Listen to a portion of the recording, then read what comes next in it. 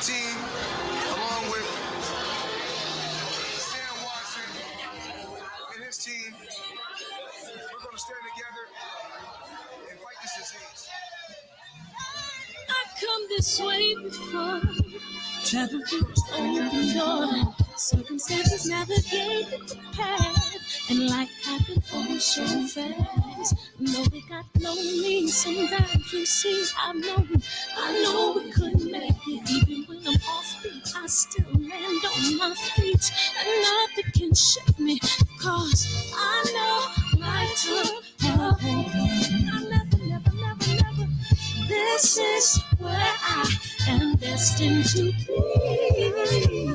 I'm not ready to give up. I believe in the miracle of life. Life's a break with no rehearsal. Learn quickly, they'll come for your role. Games can play, can't take it personal. Cause the devil is a liar. Telling you the truth, it's all in what you do. Some things you gotta do. It's fight for millions. Take a second, see the blessing in it. With much expected, much is given.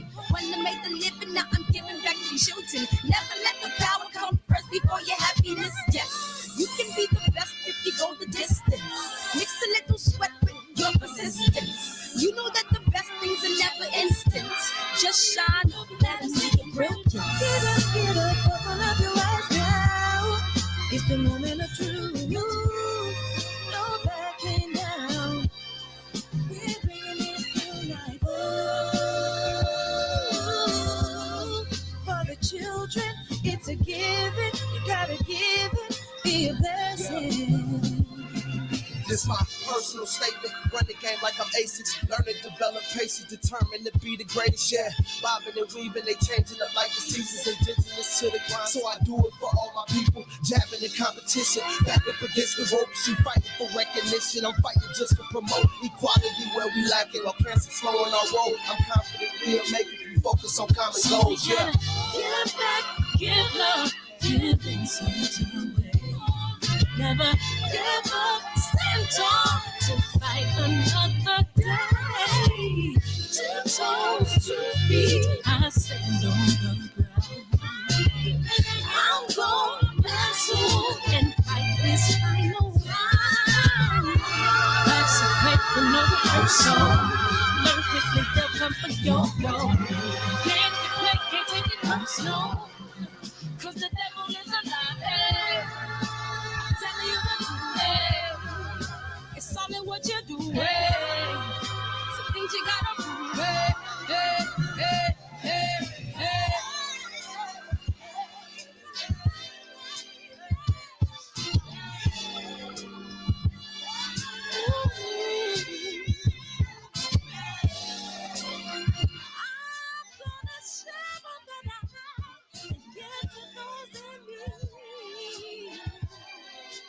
Dun, dun, dun, dun, dun. Hey, Dark Truth. What's up, West Virginia? Love is the word. Birdman, what's up? Ivar, man. Oh, yeah. Javi, what's up? KJ. Demetrius, what's up? What's up? Joaquin. Better Days, what's up? What's up? Tio Racist, man. The whole family is JP, but we gonna call him JQ. Debate me. He a racist. He's a racist. He's the racist. K Sims, man. What's up, Mark West? Yeah, man. We in the 57 club, man. That's what it is. Unique Don in the house. What's up, K Sims? B&B, man. Welcome to the show, man. We about to get into this trailer, man. I just want y'all to know really, really quick, man. When you build something for the mud and it flourishes, and don't compare it to anything else in the world, okay? Enjoy the process, enjoy the successes, you know what I mean? And I built this from the mud, man. Fred, what are you doing? What are you doing all this time, man? I was researching my butt off, man. Man, and it's finally here, man. It's came to fruition. So we are in a film festival this weekend. Y'all take the time and Google the Peachtree Film Festival just to give you an idea. They've that's where Godfather of Harlem premiered. They're honoring Cedric the Entertainer, Mario Van Peebles, Angela Bassett. The list goes on and on and on and on. Who's they honored and all the films that's premiered there. And I just want you guys to know, I did this film, Nine Wives, for us. You understand? And when you're and when it's received good, bad, or indifferent, I knew I was gonna get the hate, dislike, or whatever the case may be. But when it does what it's supposed to do, it's a beautiful thing, man. It's a beautiful thing, man. And don't come and don't allow other people in your life to compare your successes to other people's successes. Well, you got 12. Well, Larry got 13. Who cares about Larry? I got 12 and I'm happy. You know, whatever that number is, man. And I'm here to tell you, man, go get yours, man. Go get yours, man. Follow your purpose, man. And you're going to have a good time doing it, man. You're going to have a great time doing it. And in the meantime, in the between time, we're going to play this trailer and get on to this hot show. Y'all already know this show is hot. Fred gonna have his moment tonight, dog. I said Malcolm alleged that some of Elijah's women were underage secretaries, and can you expound on that? Yeah, I guess they were, because they were there. I seen them. I seen them myself. It's all true. It's all true. Good evening, messenger.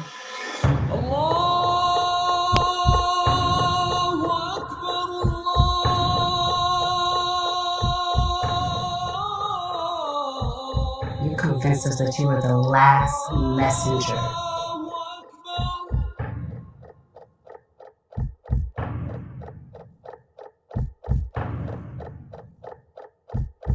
How many other bastard children do you have? They said it was 15, something like 15 somewhere in there, man. I appreciate you guys coming to the show, man. We are officially in an Oscar qualifying film festival, which is the highest honor you can get. You know what I mean? Whether you're a Sundance, whether you get it at the Peachtree, whether you get it anywhere else, it's one of the biggest honors you can have. So the film has officially made it. The film is what I told you it was when I was creating it. Every second of this film was so carved out, man, and I'm so happy, man. Anyways, man, welcome to the show, man. This show is about Floyd hating Mayweather and the racist Teofimo racist Lopez. Man, they racist, man. They racist, man. At the end of the day, man, I think we need to get back to the people. We need to get back to the times when men didn't respect other men that wasn't great fathers, man. You know what I mean? And I think it's incredibly important that we start respecting men that are great fathers, man. And I have I'll never forget that last April when we started quarantine, when his daughter got in trouble and he didn't fly his private jet down to Houston. I'll never forget that day. I'll never forget that, man. Appreciate you, Unique Don. I Harry E, thank you. I'll never forget when he didn't go get his daughter. That's my vision of Floyd Mayweather. You know, the fights are cool, but when his daughter shanked that girl, you know what I mean? I'll never forget that. And that's what stains my brain. And you know what makes it more pertinent? When he flew down to the George Floyd, and I don't care. It's not a low blow, man. It's not a low blow because we let these things skate by, and we just let them pile up and pile up and pile up and pile up, and then he's disrespecting the people who's advocating for us. If if Deontay Wilder is using his platform to advocate for us and someone attacks him, who's low? I think Floyd is low. You know, I think what he did was use Mark Breland as a lab rat. I think that was disgusting. I think I'm beginning to think that Floyd is in blackface. You understand? Like I mean it, and I think like he literally wants to be like he wants to like demean and destroy everything, man. Like he always gets in the front of everything, dog, for no reason. He willfully gets in front of everything. And Blue Blood said it perfectly. He said he had a chance to be his daughter's hero and he failed. I don't get it. You understand? I genuinely don't get it. And the same problem that he had with Adrian Broner is the same problem he has. One of the problems with Deontay Wilder, on different levels, obviously. And Adrian Broner eloquently spoke about it in the interview. I didn't get a chance to look for it, but he was jealous that Adrian Broner had the pulse of the people. You know what I mean? And he had a core audience. He had a street edge to him that Floyd Mayweather never had. Zab Judah spoke about that years ago, if you guys remember that. And now Deontay Wilder has that. Floyd has skated through so many times, man. Justin Bieber, Donald Sterling, Donald Trump, Colin Kaepernick, Gucci. We've allowed his man to skate through and do so many disgusting things, man. And I stand on what I know. I don't stand on what I believe. What up, Gregory X? I stand on what I know. I've seen it come out of his mouth. And then he had the nerve to say, if I was in the Muhammad Ali era, I would have been just like Muhammad Ali. Man, get out of it. You can't even be Floyd Mayweather. How you gonna be Muhammad Ali and you can't even be Floyd Mayweather, dog? You know what I mean? And the buck stops here, man. Like, he's not doing nothing on his platform that resembles Deontay Wilder. This man came out with a sombrero, dog.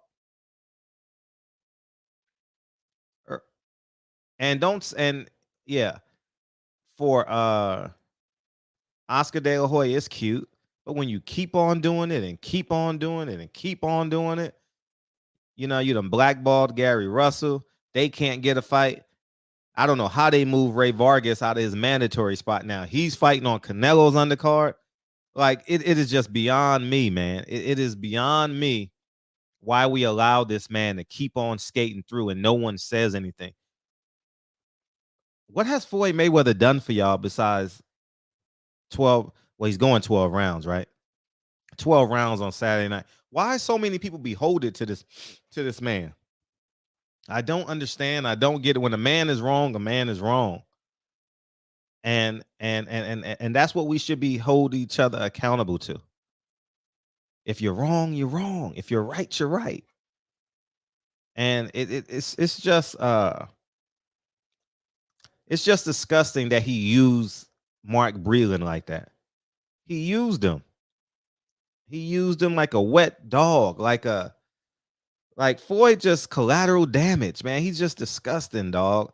Him and I don't want to add him to 50 Cent, man. He's a terrible father, man. How do these people get so revered and they don't even step in front of the bullet for their own kids, man? They don't even step in front of the bullet for their own kids. Man, get out of here. They asked that man on a Million Man podcast, whatever that show is, $1 million worth of game. There we go. What's their names? Shit. Wallow and anyways, y'all know who they are. They asked him, Will your sons be a fighter?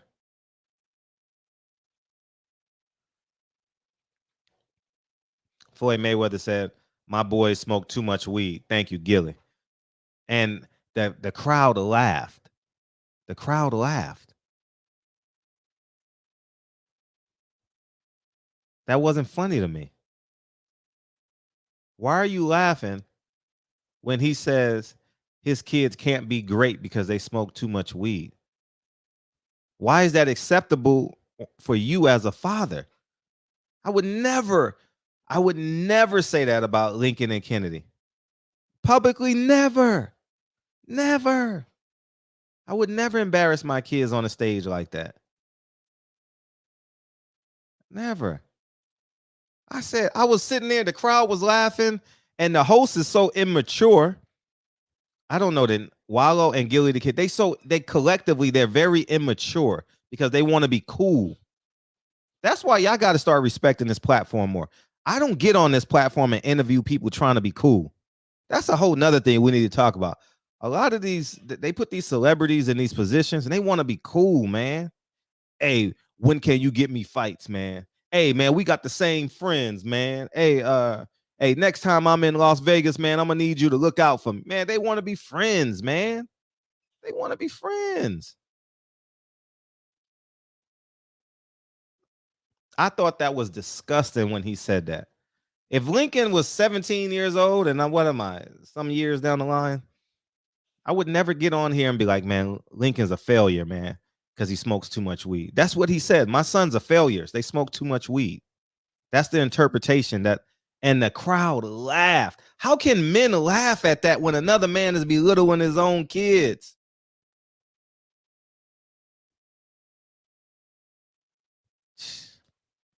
Anyways, man, I'm opening up these phone lines, man. Feel free to disagree with me, man. That's what this platform is for. Feel free to share your voice. Come on in and disagree, because I know anytime you talk about Floyd, man, they're going to come in here and be like, oh, no, I sucked Floyd's dick last night. Suck ass niggas, man. What up, man? Charles, formerly known as the artist Super Cool, man. What's up, man? What's up, Fred? And I'm the first one. You talk about Floyd, I got to get in there. I know, man. That's your boy, right? Okay, Floyd, look. Fred, look. You first of all, you know Floyd listens to your show, right? Oh, sure. I know his team does, for sure. I know for a fact, yeah, he listens to your show. So here's the thing, man. Think about this like you're in the hood. When you're in the hood, people don't throw rocks at raggedy cars. Right? You got a raggedy car, you got a bucket, you don't even wash the motherfucker. Nobody give a fuck about that car if they don't like you. But if you got a nice car that's new, a nice whip, and you take care of it, that's when they throw rocks at it. Mm-hmm. Remember a week ago when Wilder's shit was raggedy? Floyd wasn't throwing shit at it, right? Now that Wilder's in the Hall of Fame, had a historic fight, cleaned up his shit, now he's throwing rocks. Does that make sense? Yeah, I get it. That's human nature, man. So that means Wilder's doing something right, correct? Yeah, man. We got to get rid of men like Floyd, though, man. Like Floyd got to go somewhere. Go buy an island. Floyd should just go buy an island and just talk to everyone on WhatsApp. That's what he should do. Yeah, okay. But he done destroyed every fighter he has touched that he had to build. He has destroyed. But then again, you could say Floyd opened up boxing so that the next generation of black fighters, even other races, could make more money, right? He's generated more money, but that's why he was man, listen. Yes, he generated the most money. Facts. He probably got the top 4 out of the last 5. Him and Mike Tyson. What do they do for the sport in terms of financially? What do they do for the sport? And that's a product of being subjugated as a second-class citizen. When you're deprived of economics and you finally get economics, you go crazy. You go do a bunch of shit that you're not supposed to be doing. You don't invest your money. You go spend it on butter. It's guns and butter. Guns is investments, real estate, right? Wealth. Butter is jewelry, houses, clothes, pussy, bitches, VIP room shit. You understand what I mean? And that's what we do naturally because they deprived us of that shit for centuries. I mean, come on. And we got to just quit putting down blacks, man. I'm serious. And, you know, I was guilty of that too. We got to try to uplift our race, bro. I mean, as bad as Floyd is, he's still dipped in chocolate, man. No, you know what I'm no. Mm-mm. Everybody can't go. It's too many. Oh. This is too many times, dog. It's too many times this man has gone out of his way to make sure black people fail. He's going out of his way. Okay, let's look at the Breland thing. Now, you know I have my issues with that, but I made my peace with it. I look at it like this now. Whatever Wilder and Breland had was a relationship. And you know how nobody can ever know what two people have in a relationship? And you can't butt in because you don't know anything about that relationship. Yeah, they fight and they argue and shit, you know, but that's their relationship. You have no business in that. So whatever happened between Breland and Wilder, I just wrote it off to, you know what? That's their relationship. We know how it ended. We know why it ended, but we don't know what went on in between, right? So I'm just going to move past that, man. But I can understand how other people might still have a problem with it. But I think it's mostly because they're salty. That Wilder blew up now. He's all-time great. And he's got a future, man. You know, God willing that he's fine and he checks out okay, right? He can go on and have more great fights. Uh-huh. So that's me. That's just the way I look at it. I mean, what do you think? It's totally, you can look at it how you want to look at it.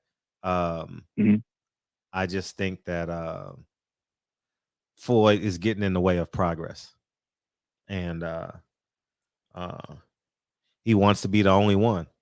When people start to pass him, man, that Truck Simpson came on here. Did you hear that show? Did you hear that interview?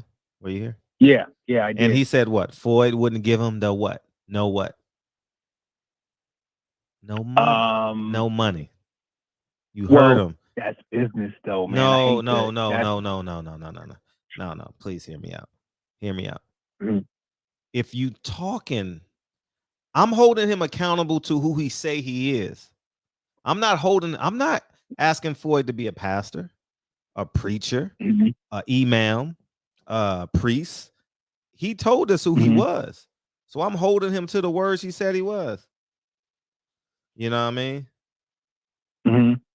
Some people you can't give a lot of money to. You got to parse it out, like Al Heyman does to some of these fighters. You give them all their money, like Broner. They earned it. You know, Broner's going to wake up in a swimming pool filled with cocaine. You know what I mean? Nah, they earned it, right? They earned it. Do you want your school teacher, your child's school teacher, to say he got an A, but we're gonna ration it out so he don't have to do no work for the rest of the year? So we're gonna give him a C in fall. We're gonna give him a C in winter. A C. No, give me what I earned, man. Right? All right, good. I'm glad. Remember, when you get everything you earned, you got to pay taxes on that shit, man. That's life. So a lot of times, I pay my taxes. That's one thing about Fred. A lot of times you got to be a Mexican and try to slide under that table. Now we all do that. Man, that's my what? We all do that. I'm not gonna make that up.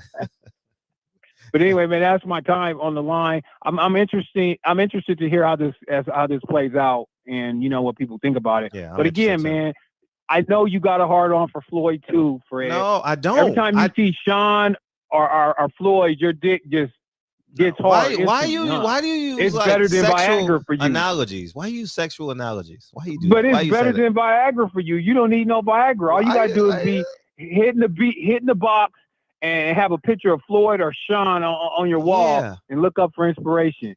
And you're gonna beat that shit up. I'm out, nigga. Disgusting.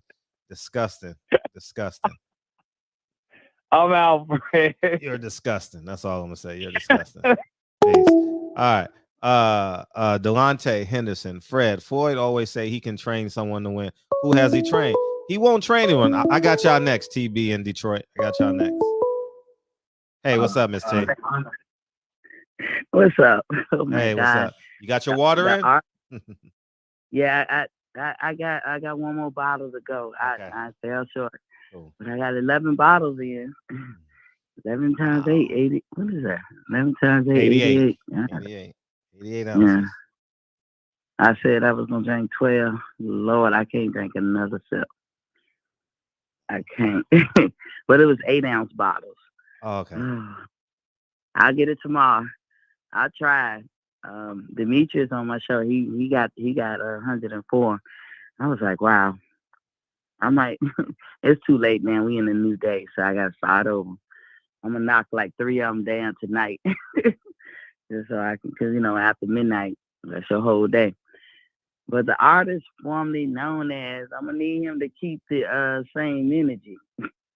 I think he happy. He happy with Deontay losing. I guess he happy that he feel like Deontay showed more grit this time, but he happy that he losing. But when you talking about Floyd, and nobody love Floyd probably more than me. I mean, what he do in the ring, I love Floyd. Anybody who know me know that. But I'm not scared to say when something ain't all the way right. Now, my question to you is, the next time y'all interview Wilder, can y'all please ask, what did Mike Tyson do or Floyd do to him, or what did he do to them?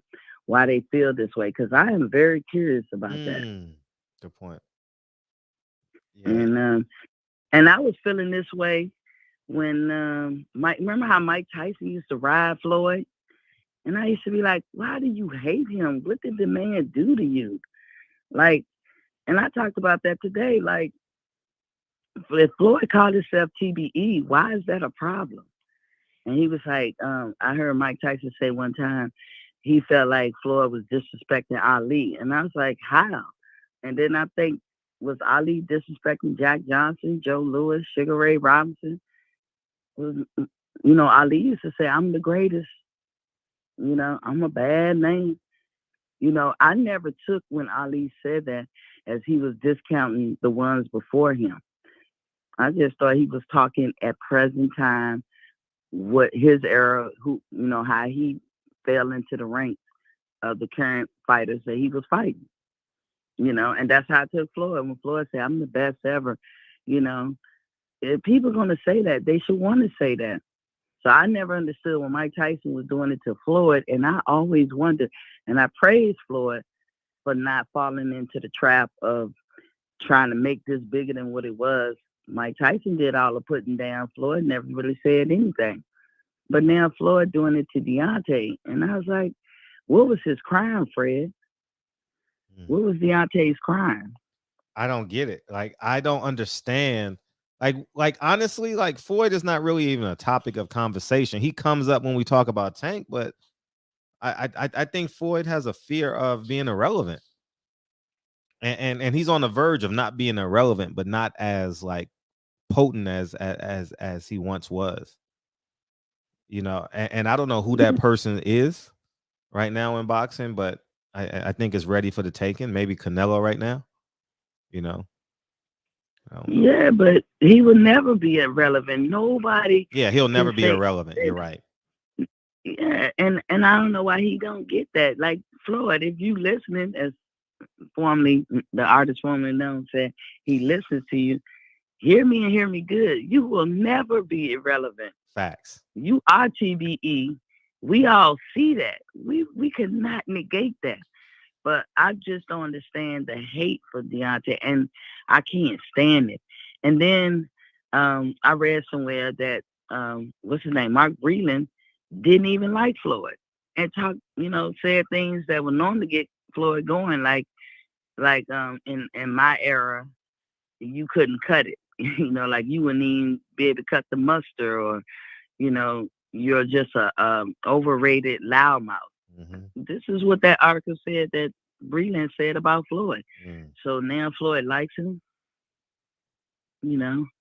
Floyd telling all his followers to go follow Mark Breland. Why you want to give him a big up? I feel it's as simple as that. Mark Breland, to me, could handle it like, look, I did what I thought was best. I don't want it on my conscience. I needed to stop that fight. But he did tell me never to do that. And I broke his rule. He is my employer, and it is what it is. I wish him well. But, I was not going to let that be on my conscience. And I did what I thought was best. End of story. Nobody should be mad. I just don't understand it. And that T.O. mess, y'all was talking about it yesterday. T.O., he got 2 strikes with me right now. Oh, you got 2? And I don't hate T.O. I know y'all been following him longer than I have.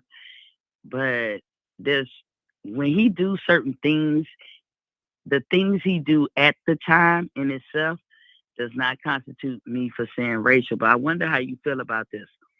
It's not practical or normal to me to hear other men talk about men specifically. Now, I've heard men say, oh, you ugly, or they could say, oh, man, you ain't nothing, or whatever. But I never hear men be like, oh, your nose is wide, your lips, like get specific. I don't think men do that. Correct me if I'm wrong, Fred. Yeah, he done said too many things. They done talked about like Devin Haney's nose. Remember that? Is that what you're making reference to? Yeah, man. Yeah. They done so many things, dog. Like, man, put them in their place. Why are fighters? Bill and Devin need to put them in their place and stop chasing them. Stop chasing them, son of a God. Man, I wish y'all understood, man. I am the king of being, okay, fuck you. I'm going to do it myself. I am the absolute king of that shit. I don't need you. Like it is, oh my gosh. Yeah, but like men talking, it is so weird to me. I've never in my life, there's two reasons, in my opinion. Tell me what you think, Fred, why men get specific with other men like that. And I don't mean to hurt nobody's feelings or be disrespectful, but this is what I know from growing up. A man gets specific on another man's look when you're gay or when you're a racist. Am I wrong? Outside of comedians, because that's their job to, nitpick or, things to make stuff funny. Or if you're talking to the police and you're trying to describe somebody or whatever. But outside of that, either you gay or you racist. And so when years ago, when him and Rolly would talk about Devin's nose and lips, first thing I thought of was, oh, I guess black people are ugly to you. Because you just describe a lot of black people. We got lips and we got big noses. Okay, cool. And then I said, okay, these guys are talking trash about another guy in their weight class, men being men. Okay, cool. Now you fast forward and he says the N-word, but then it's not even in his lexicon. I've never heard him say that about anybody until he said that about Devin. So now when I look at him in a totality way, he's borderline coming off like racist. He's not. You can't be borderline racist. I say he's borderline just like you can't be bisexual, either gay or straight. I ain't gonna get into that argument, but I see what you're saying. But like to me, like those incidents by themselves, I wouldn't jump to you're racist. And T.O. is young, and young people, to me, sometimes don't get it, like his age group. But he's also from New York, and, you got everybody. We appreciate you coming in here tonight, Mom. Mom, we appreciate you. We appreciate that motherly love and, and that hope. Nah, Teofimo is a racist. He's a racist. And these fighters need to put him in his place. Fighters they should check him on spot. Yeah, I don't know why it wasn't handled in that moment. Oh gosh, sometimes it's a teachable moment, Fred. He's 24, right? If he was 31 or something, I'd be like, dude, you know better. But he's 24. I'm telling you, this young generation, they on some other shit sometimes. And, I got my kids a little bit younger than him, but it's stuff that they'll say or do or the way they think. I'll be like, what? You know what I'm saying? I'll be like, where did I go wrong? Or where did I forget to teach? You be thinking that way. And so that's how I look at him. But the stuff that he do by itself, I wouldn't jump to him being racist. But now he got to talking about the nose and the lips. He all descriptive like that, and then he got the saying the N word when he don't hardly ever use it. If he always was a person who used that N word, I'd be like, oh, that's just the way he talked. But I can't even say that. That's why I say, somebody need to sit him down and talk to him. He don't keep the same energy. He is coming off looking like a racist. I mean, he's to me, he's getting that way. I got one more strike because by It's your now I know choice. he look at your Where you go? and he's looking Okay. at your huh? No, you broke up for a second. Sorry. Oh, I said by now he's looking at everybody's show. He should know better. At this point, he should know better. So I don't know what he's gonna do going forward. But It ain't gonna the no. change. It ain't gonna change because the media is afraid to do it. Old media, new media, black media, white media, Mexican media, they ain't gonna call him a racist. They gonna let him keep talking about Devin's nose, Devin's lips, the N word, and listen, watch. They ain't gonna. Nah, I'm the only one in this sport that will challenge him on that N word. I'm the only one. Obviously, the fighters won't do it, but I don't care at this stage. I mean, I care, but I don't care to like, oh man, I gotta go get this interview. I don't care anymore. I'm definitely not doing that anymore because people don't appreciate it. Devin need to check him on spot. Devin, you're a handsome man. I know you watch your show. You're a handsome man. Ain't nothing wrong with your nose or lips. And when he say that, you need to ask him, is he gay or is he a racist? And just put him on the spot and ask him. You can ask that question without cursing or anything and be like, which one is it? And he's racist. That's it. He's racist. Simple. It's simple. It's simple. He devalues black people. That makes you a racist. Racism ain't calling you the N-word, N-word, N-word, N-word. No, you devalue me as a human being. I am not your, you don't believe me to be your equal. I'm not shaking your hand. You ain't no boss. You got a big nose. You ain't no boss. You got a big lip. And listen. That one got to me more than the N-word, to be honest. Yeah. When he was talking about his nose, I was like, what? And it's funny because he was talking to Rolly, but I don't recall Rolly even joining in on that particular, like being specific like that. Only T.O. was doing it. And like VFTV pointed out, look at T.O.'s nose.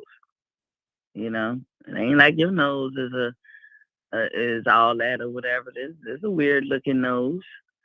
But they just need to ask. You're right. These fighters need to ask when somebody say something. You can ask in a respectful way or just a regular way. They not gonna ask. They not gonna ask.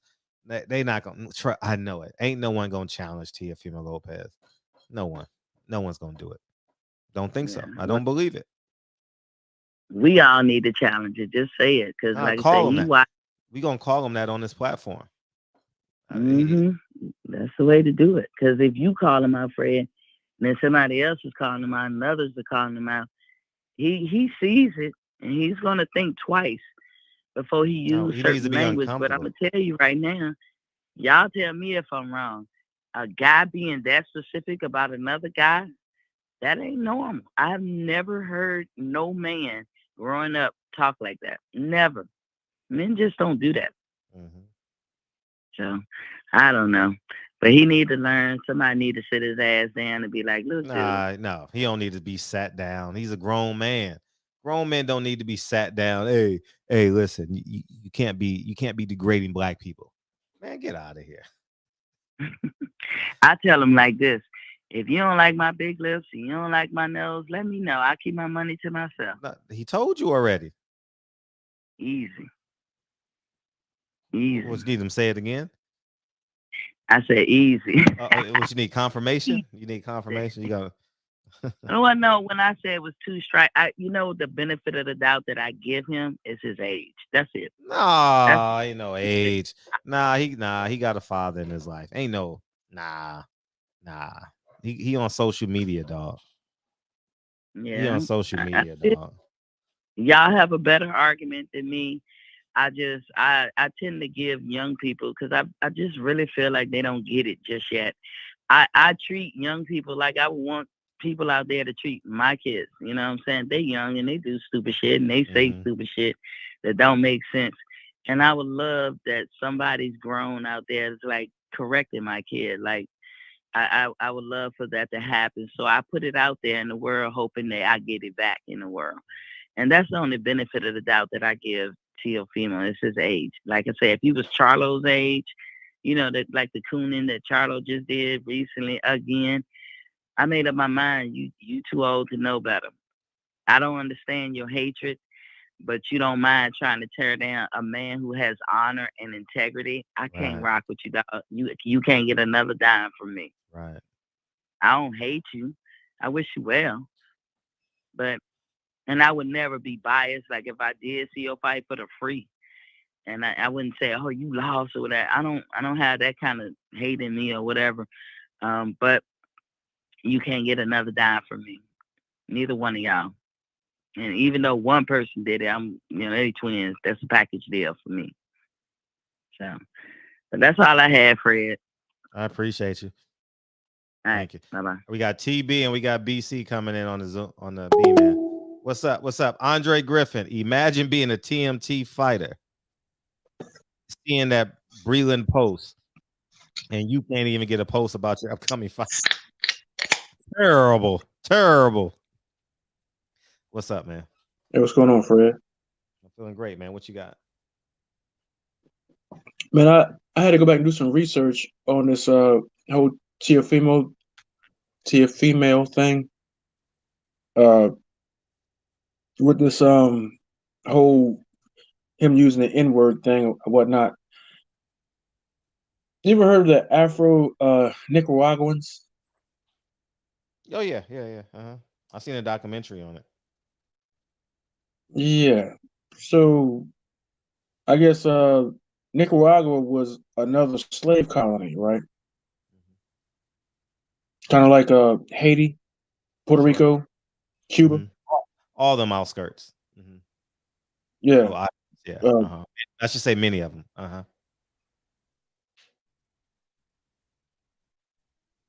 Teofimo was born there, right? Yeah, and then he migrated. And raised in New York. I believe so. Yeah, raised in New York. Yeah. Yeah, I looked at his bio. Said he's from Nicaragua. So is his father. Honduras, right? Yep, his bio said Nicaragua. Oh, Nicaragua. Okay, one of them.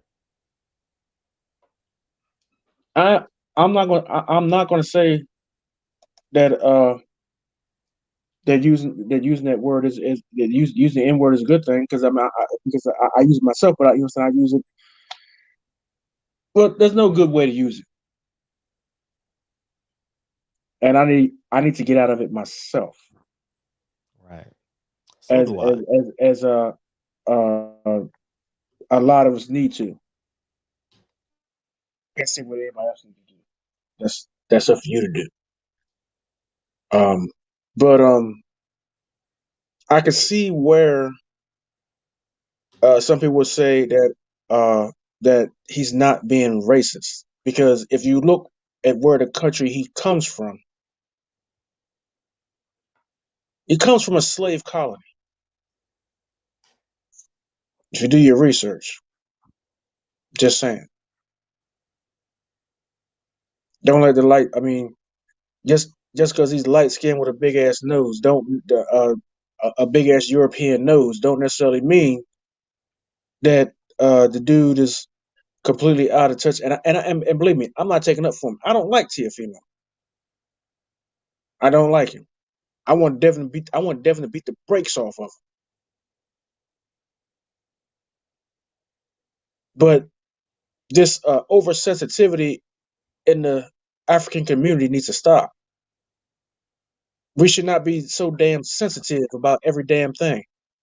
It's like we can't be acting like a bunch of sensitive ass females as a damn community.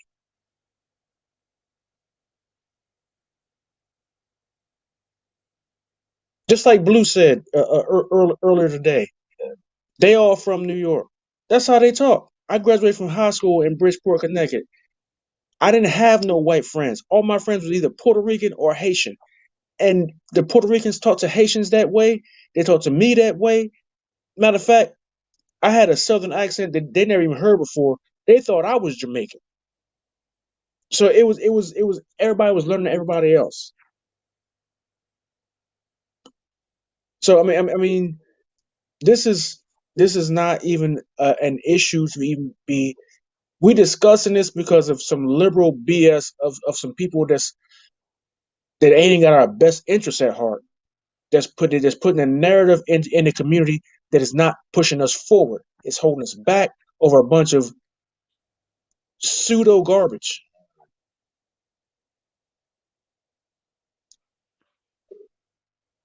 I understand what Black Fight Fan was saying, and what he was saying was true, because in that region where he's from, that was a real thing.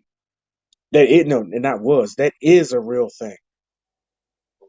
But there's different regions to this country. There's some places where it's a real thing, and there's some places where it's I guess you could say it's kind of fake. When I say it's kind of fake, I mean uh, down in the South, as Dave Chappelle said, the racism is it's boiled to perfection. Up here where we live at in the Northeast, it's undercover. It's not in your face. It's that small stuff, like why you didn't get that raise, why you didn't get that job, why you didn't get that loan. In the South, it's watch your ass. Period.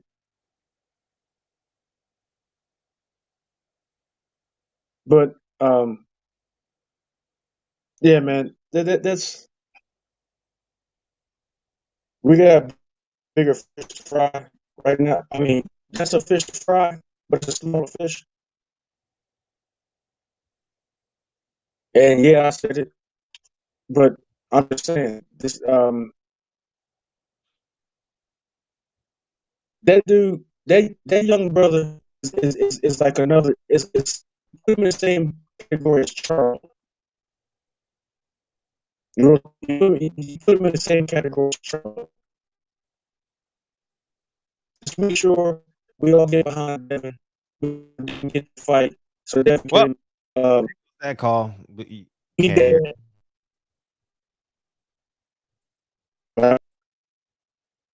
Detroit beat. What's up, man?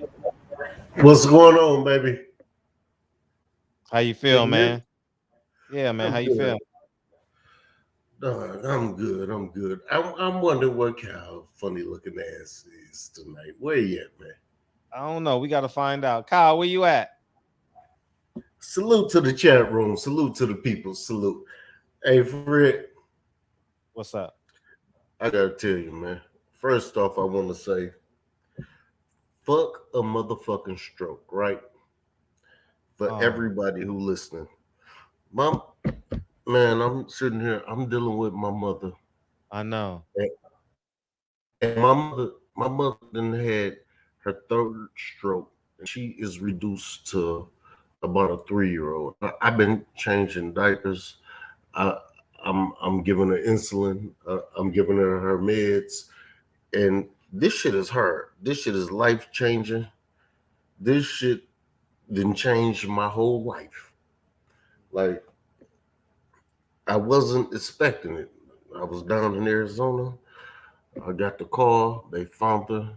She had been in her apartment for 3 days, unconscious. They got her to the hospital. I fly right there. I went and seen her. She was unconscious. I go to apartment. I had to clean up shit, piss, throw up. The neighbors had then gave roaches had then took over her apartment. Man, let me cut my motherfucking camera on, man, so motherfuckers see me. Then, so I'm back looking up at the screen because I didn't even take her back to Arizona. I then went back to my house in Atlanta, and this shit, fuck, like my whole life can change. But fuck my personal shit. Let's get to some, because niggas in the chat room don't give a fuck about it, and I know what it is. I just was venting for a minute. Whew. And I ain't been in, I'm always in. I'm tuning in, baby. I'm tuning in. I gotta quit looking up at my 50-inch up top of what I'm tuning in. Look at the camera. My feelings hurt about Wilder. I've been in the room, I've been listening to people. Niggas, we wanted him to do it. He didn't do it. We see that blood leaking out the motherfucking ear. Man, it's a problem. That motherfucker done did something from the last fight. Everybody know what it is. And niggas don't really be wanting to acknowledge it. But we know what it is. But salute to Fred. Salute to Blue. Salute to Drew. Salute to Trill 7-8. And even salute to Fanon ass, even though But he got he's very articulate. He got away with words. But nevertheless, we wanted him to do what the fuck he was supposed to do, and he didn't do it, and you still got to give him the praise. You got to give him the love. Niggas got to keep it 100. And I'm a little late with the shits, but because I ain't been in this motherfucker, I'm just voicing my opinion because I ain't even started my own shit yet because I'm dealing with my motherfucking mama. And this shit has turned my whole life upside down. Like, I want to look at the chat, but I got my 50-inch up top, and I ain't even got this the shit turned in on my laptop. So I got my laptop is dead on the screen, so I just got it plugged into my TV.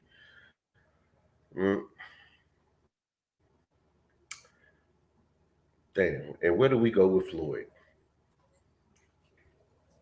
Hey, Fred. Room. Everybody know that nigga some bullshit. And I swear to God, I was the first nigga to post that picture.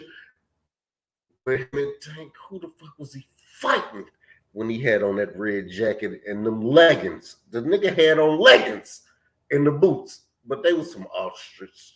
The boots was cold, but the nigga had on leggings and the boots, and it was very suspect. And the shit is up on the ground. First nigga to go in on this nigga. And he from up round that way, but Floyd getting too much bread, and he don't give a fuck about what a nigga say. Getting too much money. He don't care.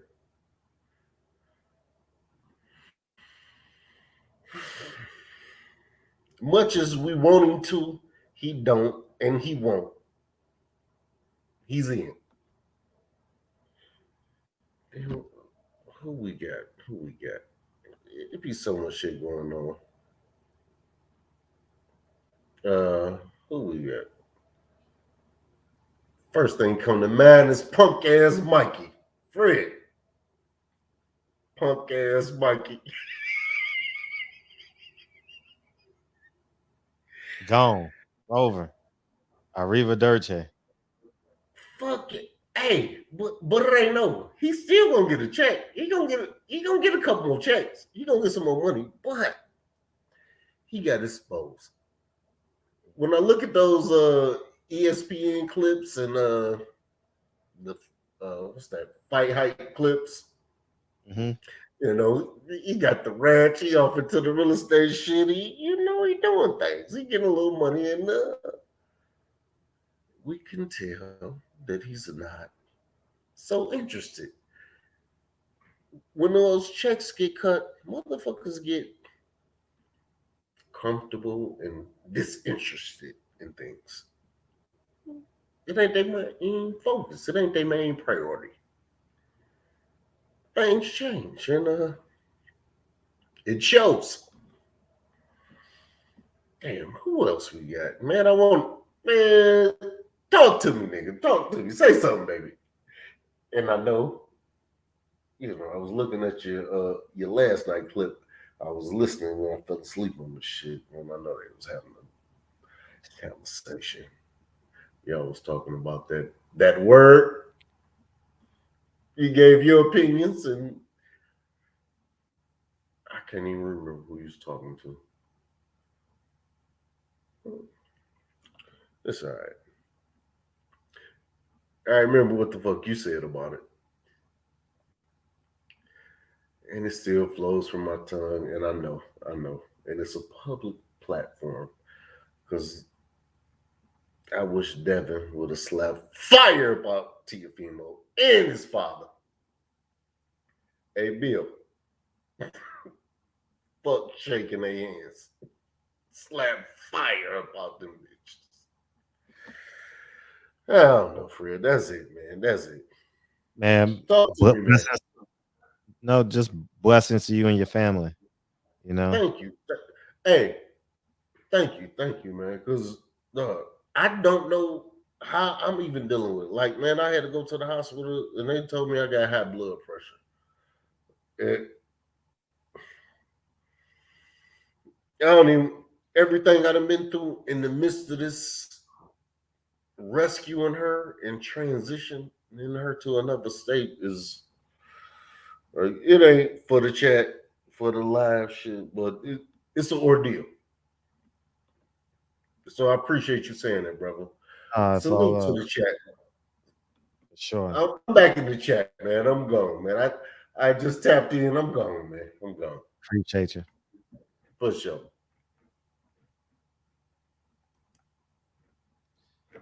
I'll get about the room. I got you. Champion Heart, man. That's the mama in Miss T.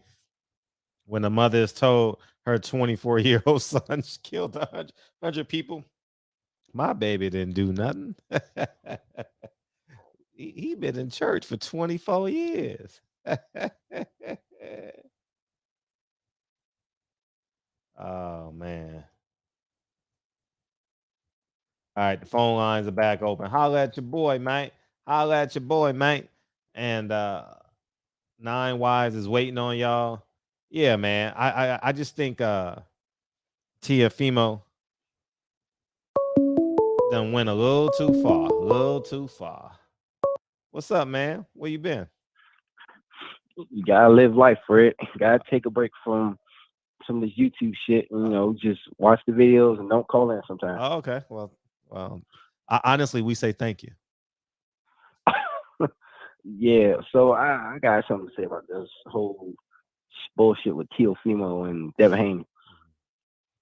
Let's be honest. Like I said it even to my significant other. Like, significant other? Yeah. What's his name? Huh? His? No, it's her. Come on, Fred. Oh, okay.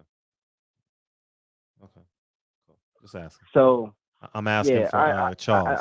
Charles wanted to know. Look, they should have slapped. Devin should have slapped the shit out of Teofimo on sight. That's how I feel at this point. If these guys ain't gonna give you a chance, opportunity, just slap the shit out of them. I said the same thing about Demetrius Andrade. You see Canelo slap the shit out of him. You gotta be disrespectful at this point. You gotta hurt these fighters' pride. There ain't no love in this game. Ain't no friends in this game, right? It's time to be ruthless. Who gives a fuck? Controversy sells. Controversy, disrespect sells. Hey, contest. That's disrespect. You know that, Fred. Controversy and disrespect sells. You know that. You know that. You know that more than anybody. So Devin should have slapped this taste out of his mouth. Slapped the taste out of him on sight. I guess I do. Or make a skit out of it. Get somebody to hand him some powder and open palm slap Teofimo. Think about it. Think about what would happen if he did that. What do you think would have happened? I mean, it wouldn't have been like he has a skit where somebody literally dumps some powder in his hand and he slaps the shit out of Teofimo.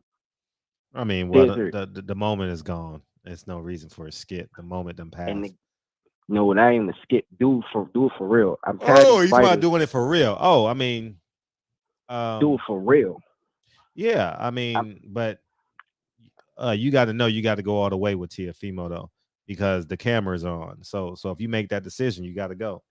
You know, and Devin. See, this is the problem I have. I know Bill would have watched. Bill would have watched his dad. I'm sure.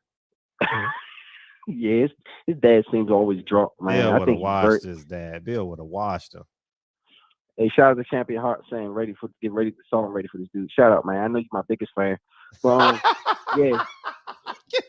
Get that nigga Champion. So Champion Heart, you his biggest fan. We don't want to talk about you when we gotta get the song ready for you though. But okay. Anyway, I just think we gotta get these guys, push these guys to be more ruthless, Fred. They've been too nice to the competitors. They've been too nice. Look at Floyd. He was choking people out in press conferences. Yeah. I mean, like, where's the days where guys can say, fuck being nice? Why are you being nice to these guys? They're not being nice to you. They're not even giving you opportunity. They shitting on you. They calling you all derogatory type of terms in your face online. I mean, showing you no respect. Why show them respect? Why show respect back? You say don't give them opportunity. I say at this point, don't show them no respect. And I say the same thing for Deontay Wilder. Why did he show Tyson Fury so much respect at the press conference? Instead of being quiet, he should have slapped the shit out of Tyson Fury. He should have threw the microphone, something, kick him, something, anything. Why are these guys that we look to in the sense of representation so much show respect to their opponents who treat them like shit so much, who try to walk away from fights, duck and dodge them, destroy their name, call them all types of names, and then fight them dirty in the ring? I don't understand this shit, Fred. What's going on what's happened to the savage mentality of the fighters that we say, yeah, man, I support them? I'm gonna be honest, Shakur Stevens, he talks a good game, but I don't see that him doing that in no ring. I don't see that. I'm gonna be honest, I don't see that. I don't see him being willing to go that route in the ring. He talks a good game. And I say the same thing for a lot of these fighters. Devin Haney talks a good game. But I don't see him having that same energy, honestly. He cursed out Teofimo, called him a pussy, but I want him to slap the shit out of him, honestly. Maybe even slap his father. Because his father is a real ignorant motherfucker. He's ignorant as shit. Yeah. Teofimo's dad has no respect. None. He called Ryan Garcia a nigga in the past. There's a video he called Ryan Garcia a nigga. And he called Ugas. And sparring. Like it's normal for him. So and Bill Haney and Devin, they know this. They're in the boxing circle. They know all this type of stuff goes on more than we do. So I don't understand where's the energy shift change. It's all good to say, yeah, fuck you, you a pussy, fight me, call Bob, call Eddie. It's all good, but controversy and disrespect sells. And I think they missed out a bigger opportunity, especially Devin Haney.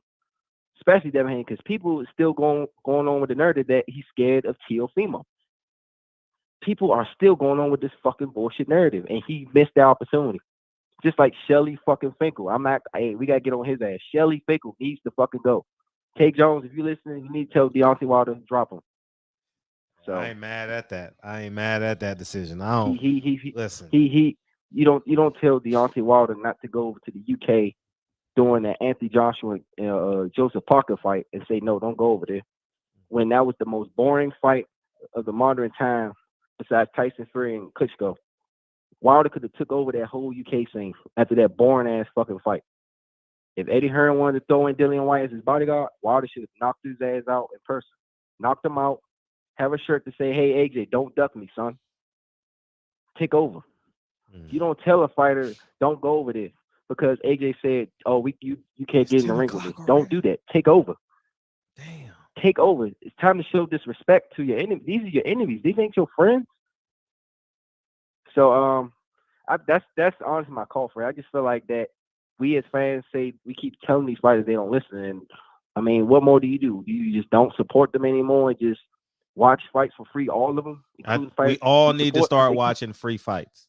Everybody that hears my voice, free, gratis in Spanish, okay? Free. Stop paying. Shrink them. Make the fights. Listen, if Tank Davis versus Rolly sells, we're never getting competitive fights again. Man, we might as well go watch the Harlem Globetrotters and the Washington Generals. It's going to sell, Fred. I got people who don't even watch boxing talking about Rolly is a funny dude. I think Tank is going to be some people saying it's going to be a good fight because they think this dude is crazy. He's crazy. They don't see opponents doing that to Tank. Usually they're all quiet and very respectful to Tank. They're actually liking it. That whole pinata shit and whatever. They enjoyed it. It's like, this dude is a cursor. And they say they think it's going to be a good fight because this guy can punch and he's crazy. So I'm sorry. Controversy sells, disrespect sells. These guys need to get it together, man. I don't know why everybody being buddy and nice. For what? They're not your friends. They're not. Devin Haney being respectful to Ryan Garcia. No, we need to pull up on him and slap the shit out of him. He should have pulled up on that Caleb Plant conference and slapped the shit out of him. Like Caleb Plant slapped the shit out of Canelo. So that's my call, Fred. Hey, shout out to Devin Haney, man. Hey, man, I ain't gonna lie, man. I thought you could have did more. Shakur Stevenson, retired. Jamel Hearn, Deontay Wilder. Come back better, build better, get healed up soon. And of course, Daryl Spence get well soon. And that's my call, Fred. These fighters need to start listening. Stop being nice. Stop being nice. Roland Curtis. Say it loud, man. Say it loud. Truth is, Teofimo and Rolly insults Devin's nose and lips. Gloria Martinez calls Michelle Obama a monkey face. She's a judge. Angel Garcia calls Terrence Crawford nappy-headed. Let me finish this real quick. 1 second, 214. Angel Garcia calls Terrence Crawford nappy-headed. Teofimo calls Devin the N-word. Angel calls Thurman N-word. Man, I remember that. All of that. What's up, 214? Hey, what's up, Fred? What you got? Ain't nothing. I'm a lot younger than some of y'all, so I don't know. Maybe my perspective be different, but I just had a few points I wanted to say if that's cool. Take your time. No, but basically, I just wanted to say, like, I enjoy this show, like, but it's starting to feel like beauty shop conversations. Like, it just don't feel like men. Like, hold on, it just don't feel like men. These are men conversations to me every day, gossiping about other men in situations we don't really know the whole story or should even matter. I think you should just stop judging everybody. Nobody is perfect, including you. To me, that's just feminine to be so worried about other men's personal life, plus black men. So I just don't understand how you think whistleblowing every time you don't like something a black man do when you don't hold the same energy for no other groups of people. Why just black people? Do you really think that's progressing black people as a whole by getting black men in trouble, whether they're guilty or not? You can't hold the world accountable. It'll never happen. It's like the wild stuff happens. The innocent deer will get ate by the lion. You just have to smarten up to learn not to be prey and protect yourself. That was one point. And on the Floyd and Wilder point, I was gonna say it's not cool to get in between like two men feuding like cheerleading sides. Like Floyd is back. Like I just feel like it diminishes yourself giving stuff like this so much energy. I feel like you really could give so much more if you didn't talk from a negative point of view all the time. Then on the TO, I was like, I feel like we give too much energy. We give negative energy too much focus. I think we should react, but not cry on the internet every time something happens. In my opinion, I would address it and move on. I heard people say Devin should slap him and mess up his money. He did what a man should do. He stood tall and didn't flinch or take the bait to mess up his money. You want them to do some nigga shit, but then you criticize other people for doing nigga shit. There's just two more points. The Charlo, it was like in the end, he was right. Skills do pay the bills. You can't get into it with every person that criticizes Wilder, that critiques Wilder. He's a legend, but it is elements in his game he did need to work on. How masculine is it to ignore facts as much as we might not like them?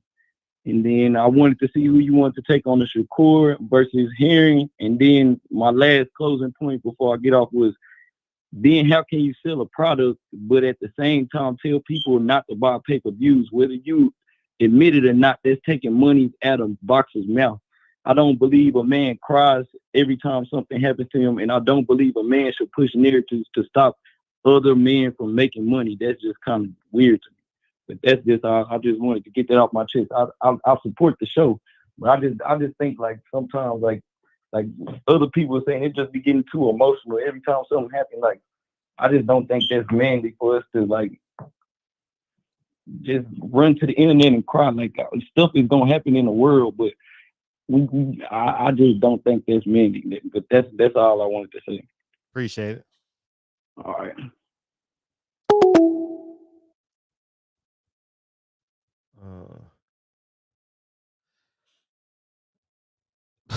Play the song. Listen, Fred gonna be Fred. I'm not changing who I am, and that's what piques your interest. If you wanted me to be somebody else, shit, you got to go impersonate me on another platform. What's up, 415? What's up? What's going on, Barbershop? Peace Hey, and what's blessings to your family, what's up, Oklahoma? to your children, to everything as well. Yo, I got some substance. I just apologized to Terrence Crawford today. After that's cool. I yeah, mean, I'm just you know saying. what? As a Crawford fan, that truly I just called out Teofimo Lopez. What are you talking about? Anyways, but everybody's right to their opinion. Fan that believes that he will be Errol Spence. No, I don't believe that. Less about his career. No, I don't believe that. I could care less. As a Crawford fan that will beat Errol Spence in good condition, I could care less about his career now. I don't care about Crawford. The way that he backhanded black media, I could care less. Mm-hmm. You don't give a fuck, I could care less. We need us now. So that's where I'm at right now with him. I supported him. I bought it. I think 2 or 3 pay-per-views he only had. I always bought them, been excited, but he turns me the fuck off. Lack of a better word, no homo. Real quick, Mayweather, topic of the evening. I'm gonna bring up a point that I don't think nobody else brought up. Did he or did he not have a rebuttal response, or did he attack back that white bitch from the UFC, Ronda Rousey, when she was taking her award and with ESPN and shit, right? Mm-hmm. Did he or did he not have a response back to her? I can't when she shitted on him on stage. I can't recall. What did he say? I can't recall it either. That's my point. I will remember this if that was a thing. Yo, chat, help me out. L-Dub. Chat. Someone, yeah. Somebody put a response and let me know if he stood silent or did he put a response back. Here's this white bitch attacking him and basically calling him a wife beater and shit. But it came out that he never really put his hands on his wife because you know what? To the Mayweathers, peace and lovings. I don't wish nothing bad on you guys, but obviously his ex-wife, rest in peace, rest in peace, rest in peace. She obviously had an issue. You know what? I don't got to go into specifics, but he was being called a white beater and shit, but she was underneath the influence. And this white bitch comes off on stage that he was supposed to receive that award, not her, right? Because that same year that she received the award, she got her ass whooped by Holly Holm, okay? And he didn't say nothing. But let Wilder lose, right? Let Wilder, who's being backed by the black community, he always has something to say.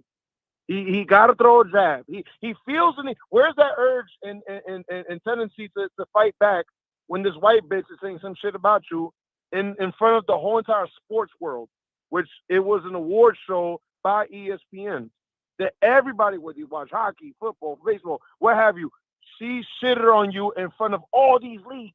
Everybody was watching, and you didn't say nothing. But let Wilder lose. You got something to say about that. All right, I'm gonna leave it at that. That's my call, Fred. Love you, pieces of love. I appreciate you, man. Drive safe. Yeah, man.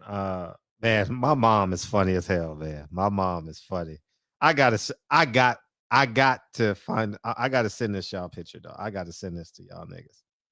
Let's see. How can I do this? I'm not gonna post it. I'm gonna email it to myself. This shit is fucking hilarious. Oh my god. Oh man. Shit is fucking hilarious.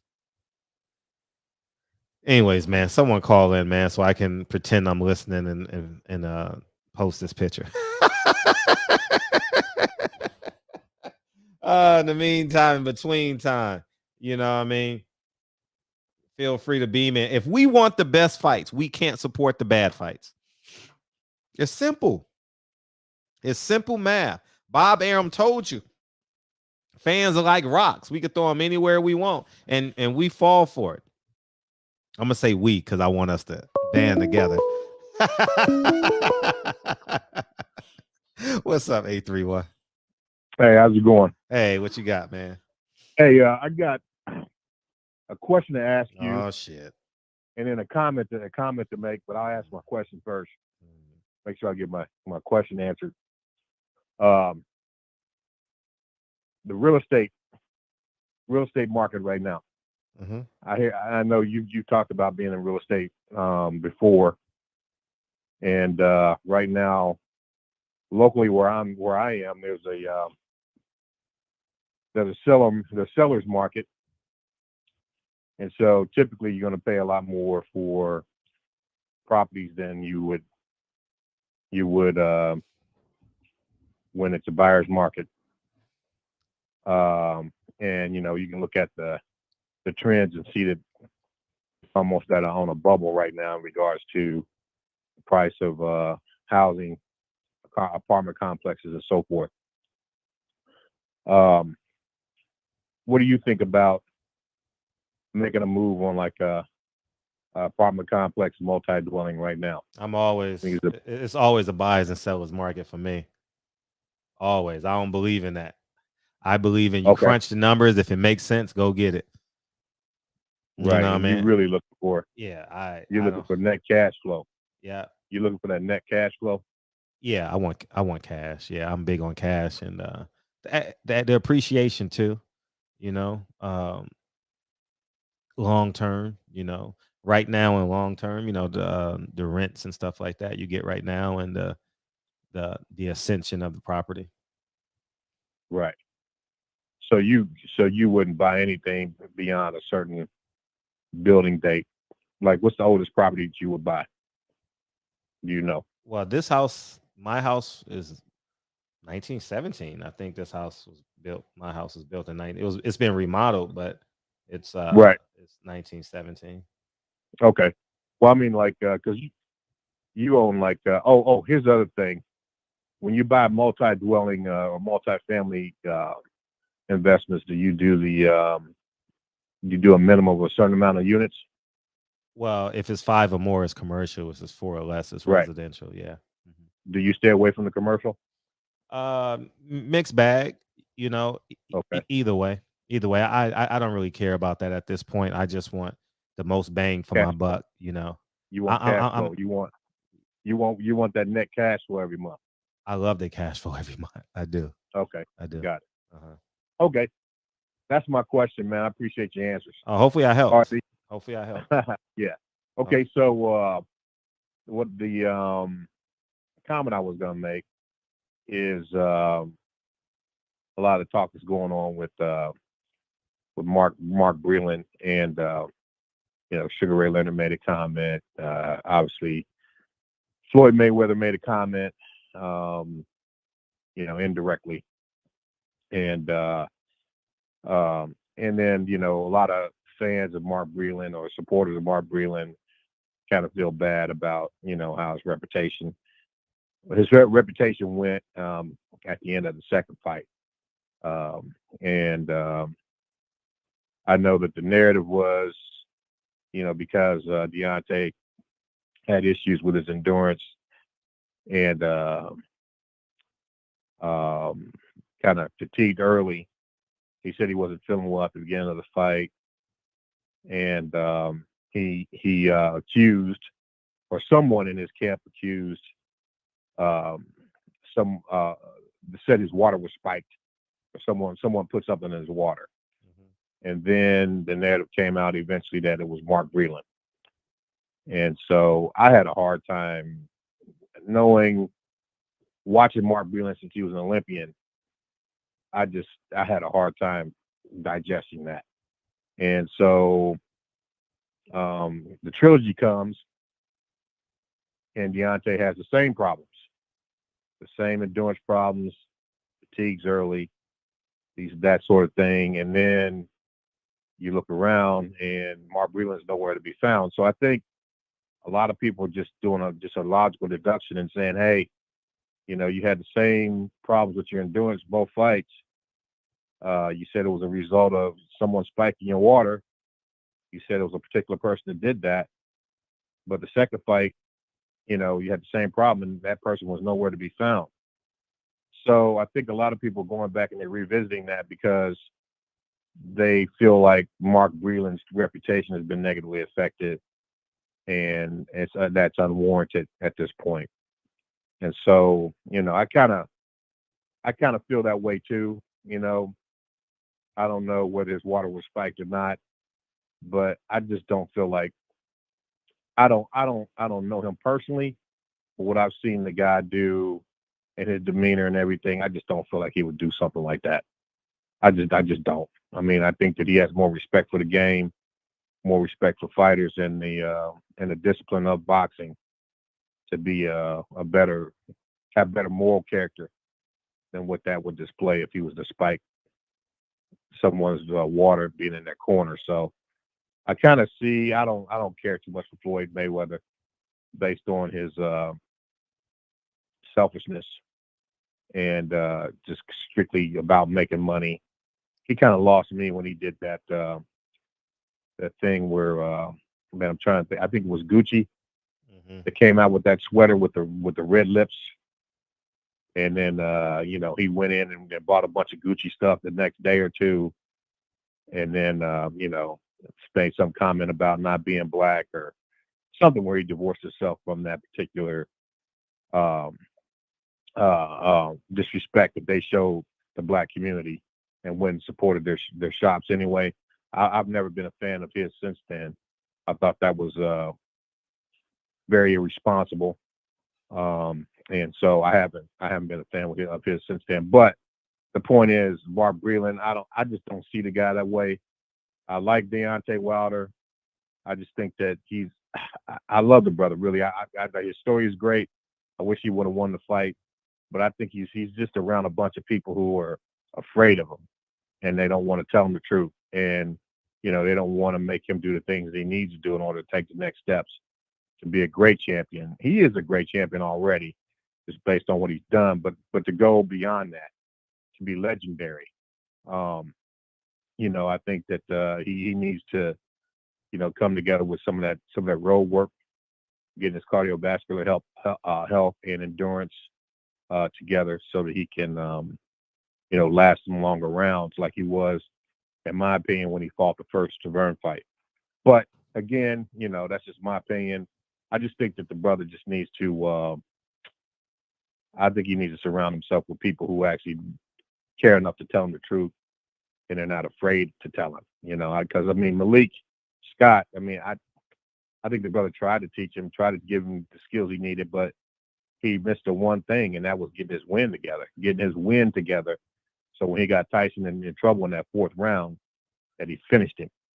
If he didn't finish him in the fourth, he had enough win left to finish him in the fifth. And he was like I mentioned before, he was gulping water after the first round. You can go look at the fight again, and you'll see that. So for me, I know that he has great potential to be legendary, but he's made so much money, he doesn't even need to fight anymore. So if he retired, that wouldn't be a problem either. But I think if he continues to box, he probably should get people around him that can really that'll tell him the truth, and not just tell him what he needs to hear or what he wants to hear in order not to get upset. But that's all I got, man. Appreciate the advice. all the time. And yep. All right. Yeah, peace. Yeah. Man, look at this shit, dog. Look at this shit. Oh man, who wore it better? Oh my god, this is. Oh my god, you can't make this shit up. 682. Can you see my screen? Yeah, I can see it. I Man. can see it, Fred. Man, that's your boy. That's your boy. That ain't my motherfucking boy. I'm so glad you answered the phone. Let me up in here, man. What the hell going on, man? Hey, man. Man, that's your dude, man. That's your boy. Man, what the hell going on with these callers, man?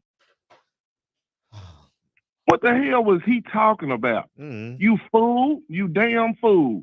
Talking about he legendary. Well, if he want to be legendary, well, he already legendary. Well, if he want to be legendary, well, he already legendary. He already got enough money. Yeah, motherfucker, he defended his heavyweight title 10 times with your dumb ass.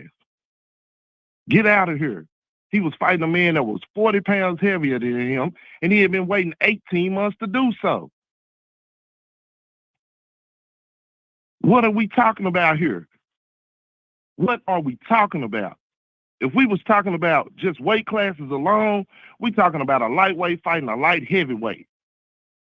After going through arbitration and everything else. Why he didn't have no win? Because he was so ready to kill that motherfucker. That's why. The anticipation, the anxiety took his win more than anything. And he broke his hand in the 4th round, knocking that motherfucker down twice. Who should have been counted out with long counts. So watch your mouth talking about what they ain't telling them the truth. I bet you won't even tell Tate them the truth to their face. If that's the truth, you won't tell them. Hell, you mean? Say, man, a lot of cats do a lot of talking after the fact, Fred. After the fact. But the fact of the matter remains, Deontay Wilder jumped off a beer truck and became a champion, or a Pepsi truck. He jumped off a truck, a delivery truck, and became a bronze medalist, and then became a champion and defended his belt 10 times. And then went in there and beat Tyson Fury the first damn time. I don't care what nobody say. You knocked down a man twice at 210, 8 rounds, and they still gave him a draw. And he lost the second fight. We all know the circumstances. And let's talk about Mark Breland real quick.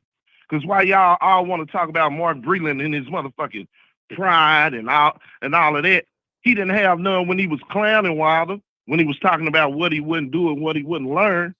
Hell, he a reflection of you if you was his trainer. And it wasn't bothering you when you was cashing them checks. That's what's wrong with you niggas out here. He didn't save nobody's life. He was there to do his damn job. If he'd have done his damn job, Wilder wouldn't be the fighter that he is today. If he's so great. Everything you see Deontay Wilder do is a product of Mark Breland. So quit kissing ass, man. That's what's wrong with us. That's why we divided. That's why somebody like Floyd can use us. You dumb casuals. He been using you. And he couldn't use Wilder to boost his name. And he got pissed off about it. Facts. I'm sick of y'all, man. I'm sick of y'all. Wilder didn't win, and y'all can't have it y'all way. So the first thing you want to do is come out the woodwork and shit on him. But the man went in there and fought a behemoth. And he used every tactic in the book to get by. The hardest part, the hardest thing for any motherfucker to do is to stand in the paint when everybody ain't cheering your name, when it ain't all good. This man stand in the cut, and his people stand in the cut right behind him. Hell, we the one talking about long counts. You didn't hear that man say nothing about long counts or nothing. And in the heat of battle, Hell, I got people that won't even dap up on after the video game. Hell, they was laying hands on each other after 18 months of court battles and money and time separated from families and everything else. So hell nah, he didn't owe him a handshake at that very moment. You motherfuckers won't even shake your neighbor hand. Facts. So, man, say, y'all Sully Wilder name all you want to.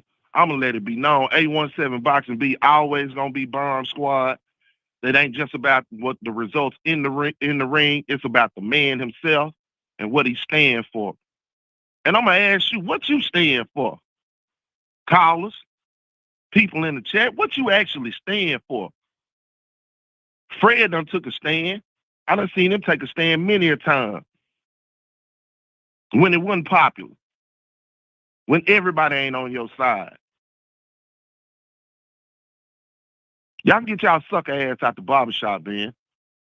We real up in here. Salute to you, Fred. Appreciate you. You need to play that motherfucking song, man. Get these haters up out of here, man. They stunned in the motherfucking shop, bruh. We do work in the shop, man. We talk about real shit in the shop. Y'all ain't here bullshit. Salute to you, Fred. Keep holding it down, brother. Peace.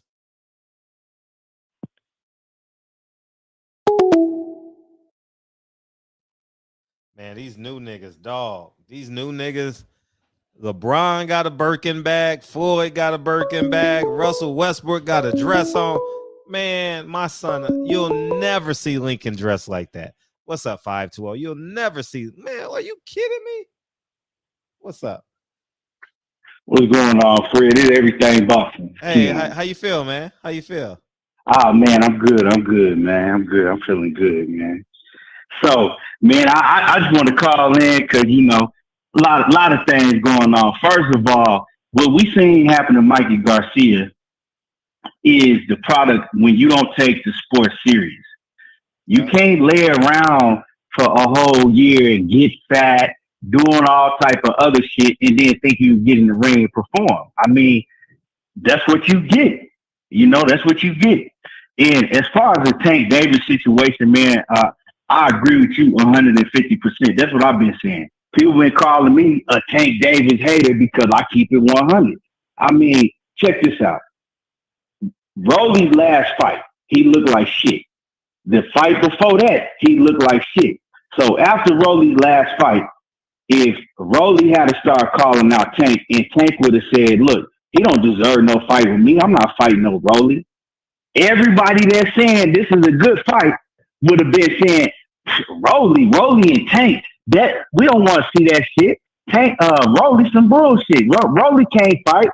But now that they done made the fight, everybody's saying, oh, it's a good fight. I'll pay for that fight. And that's the problem with boxing. If you pay for that fight, Leonard Ellaby and the rest of these promoters, they going to continue to give you bullshit because they know they can sway the fans however they want to sway them. And that's just what it is. We can't pay for that book. I'm not paying for that. We got to stop buying bullshit fights when they give us bullshit fights. If we stop buying them, then they're going to get the point. They're going to get the point, and they won't have no choice but to give us the fights that we want to see.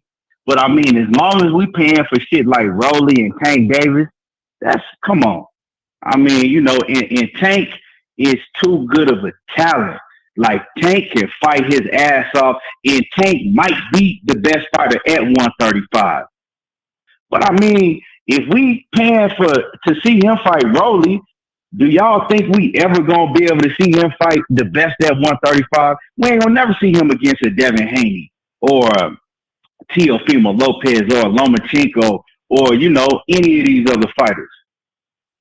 It just don't make no sense. You know, we part of the problem. We part of the problem. Yeah, we part of the problem, man. And until we change up how we moving as fans, they not gonna change.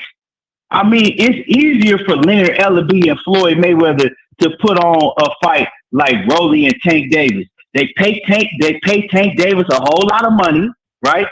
They pay Rolly whatever they want to pay him, and then they pocket the rest. It's just, I mean, business one-on-one is easy. They not gonna give us what we want if we paying for shit like that. But it's like talking to a brick wall. Fans is just fans. Most fans, they not really gonna stand up for nothing. I'm not paying for that fight or no other shit fights. I support boxing. I go and I spend my hard-earned dollar on boxing, but I'm not paying for shit like that and none of the other stuff. And as far as Floyd Mayweather, man, Floyd Mayweather been a sucker. I've been saying this shit for years and years, and I'm gonna continue to say it. As far as Floyd in the ring, yeah, he one of the best we ever seen. One of my favorite fighters inside the ring. Outside of the ring, he don't stand for shit. He ain't about shit. He ain't never gonna be shit outside the ring. That's just what it is.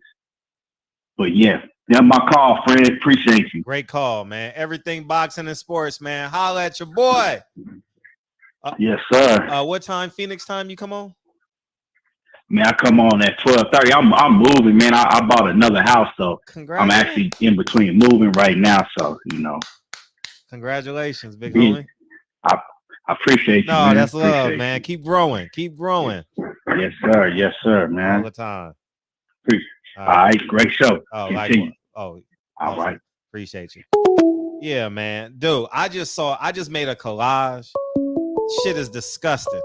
This shit is fucking disgusting what they doing. This is why y'all niggas get mad at me. This is why y'all niggas get mad at me. Kevin Hart in a dress. Russell Westbrook in a dress. LeBron James got a Birkin bag. Floyd got a Birkin bag. That's why y'all niggas get mad at me. Because y'all following niggas who don't value their masculinity. Man, what's up? Who am I talking to right now? I don't even know who I could. Oh, what's up? What's up, friends? Larry calling out of Philly. All right, what's up, man? How you doing? Ain't nothing. I had one comment. It's funny how Wilder take a L to one of the, possibly the best heavyweight in the business. And I was just watching over the weekend how Mikey Garcia just got his ass whooped, and nobody talking about it. Like it ain't like the top story like when Wilder lost to possibly the best in the game. So outside of himself, and Mikey Garcia just lost to somebody that everybody thinks he should have watched. Nobody's on Mikey Garcia case about it, and people say it's not a race thing. It's sickening. Shit is sickening. It's Mikey Garcia's gone by the wayside. I'm glad. He was a good fighter. I'm not gonna say he wasn't a good fighter, but he doesn't love boxing anymore. And we do need to talk about it as much as possible. Mikey Garcia, Robert Garcia's. I said it months ago. Robert Garcia's training style is overrated. I think Mikey Garcia doesn't love boxing anymore. Robert Garcia has no champion in his gym. Robert Garcia has no top 10 fighter in his gym. He's overrated, man. His training style is completely overrated, man. You walk forward and get hit till you get close enough to land body shots. And and if they move, it's their fault. It's their fault, man. He was praised when he lost the Arrow, and now everybody get real quiet. And I ain't talking about the barbershop because we be on a case, but I'm talking about ESPN ain't talking about it. None of these other channels is talking about the loss Mikey Garcia took. That's my call, Fred. I ain't one of those. Appreciate you. No, you said a lot. Hey, man. May your family stay blessed. Likewise. May the chat be blessed all day. Peace. Yeah, man. I can't believe this collage I just put together. Dude, if I ever saw my friends with they wouldn't be my friends. I'm not 954. What's up? We got a new caller. Who this? Yeah, what's up, Fred? This is Jack from Fort Lauderdale. First time caller? Yeah, first time calling, man. Welcome to the show. Welcome to the show, man. What's up? Ready? Yeah, man, big fan. I just got a question. After seeing what transpired between Haney and Teofimo this weekend, why don't you think like Bill pursue like legal litigation against the WBC to make that fight happen? And that's basically my call. I just want to know why Bill Haney isn't going after Suleiman for basically fucking up the WBC. If Bill got the money to do it, and if you want to take some years off of his son's career, that's going to be a 3-year case. Oh, okay. So that's how Mikey that works. Garcia's took 2 years. So we're looking at least 2 years with Bob Arum. So it wouldn't, I guess it wouldn't be good for, I guess, David to vacate that and go to like another, IBF or WBO or something like that. He could and try to get in line to fight. He could. Or he could just go create his own fights. Man, these guys are millionaires, dog. We're sitting here on some nights advocating for black millionaires to be independent. Right. How ridiculous is that? We hardworking Americans, we have bosses, no bosses, whatever the case may be. But many of us are just hardworking Americans. Shall I dare say that? And we're advocating for them to take control of their career. Right. Right. And let me ask you this too, like you saying, like, we're asking black millionaires to take, their destiny in their own hands. Why you think Floyd won't put up the money, like you said, like to host his own fights or throw his own events if he's supposed to be this billionaire? Like, I mean, he said he got all this liquid cash and stuff like that, but like you say, he want to get the network money. But is the network money really that big when his only star is Tank Davis? Well, the network money is big when you ain't got to use your own money. Gotcha. Floyd is not really a promoter, dog. Floyd he has a great name, but he doesn't value his stable of fighters. His fighters lead him. Who does he have? Like, who is even a C-level fighter in boxing on TMT? And I say that respectfully. Right. What about your boy who you well, I guess he's not really with him, the one who said Floyd wasn't paying him, only trying to give him like $7,500 for a fight. You consider him a good fighter? Yeah, he's a good fighter, but he's not like an A-level fighter. I mean, he has to beat an A-level fighter. You know what I mean? I think he can. I think his rugged, consistent, on the train track style can be problems for anybody, at 168. So, but it's Floyd is a detriment on the promoter side. He was a huge asset on the fighter side. He was A++++++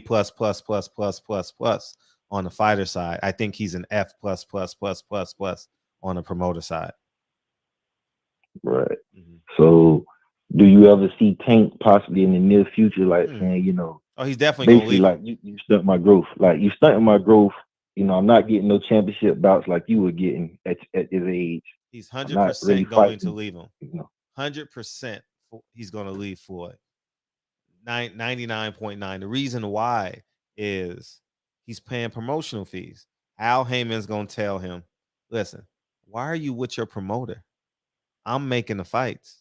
I'm getting the money from the network. Why are you with Floyd? It don't make sense.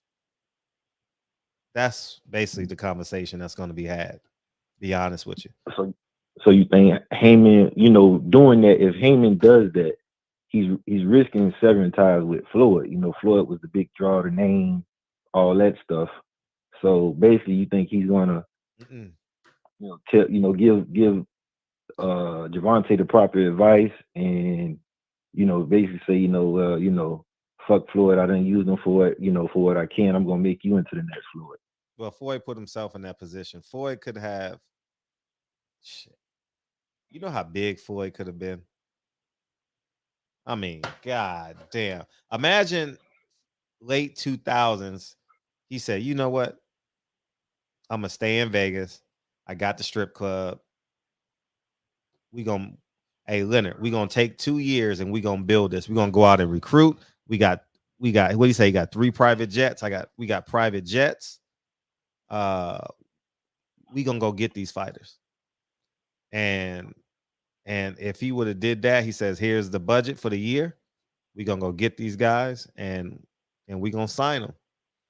And we gonna put Thursday night fights back in Vegas, and we gonna promote them our way. Right. He didn't do it. Well, you know. Right. All because, like you said, he want to use other people's money. But that's my call, Fred. I just want to get insight on your opinion on those questions that I had. So appreciate it, man. Appreciate you, man. And the chat is just funny as hell, dog. I'm laughing at the chat. They either laughing at me or, you know what I mean, or making fun of me or. Oh man, don't worry about that, man. Oh, I love it. You know what I mean? I love it. I don't. Yeah, man. But yeah, man, it's 1 o'clock over here on that East Coast time. So just want to get my call in before I lay down. So All right, y'all keep it going. All right, have a good one. Appreciate you. Appreciate you. Yeah. All man. right, Fred. All right, one.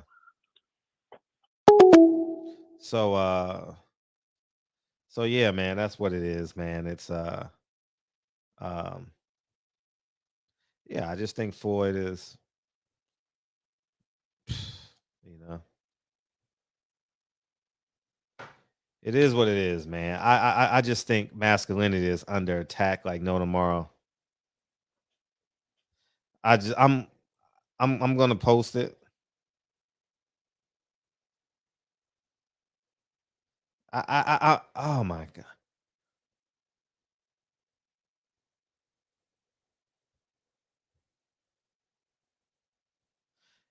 I believe.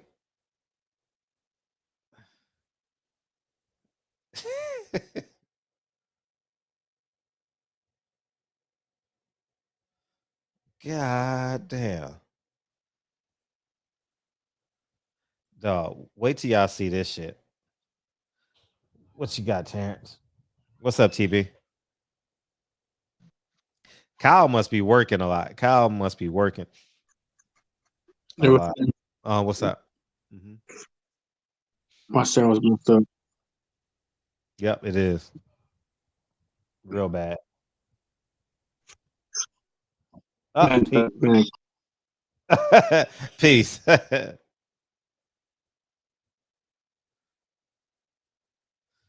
Dog, this is unbelievable. This is unbelievable, dog. Wait till y'all see this shit. Wow. Look at this shit, man. Go ahead, man.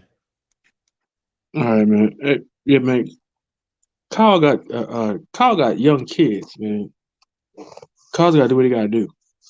Yeah, I respect that. Yeah, he just came in the chat. Hopefully he's well. What's up, man? What you calling in for? What you want?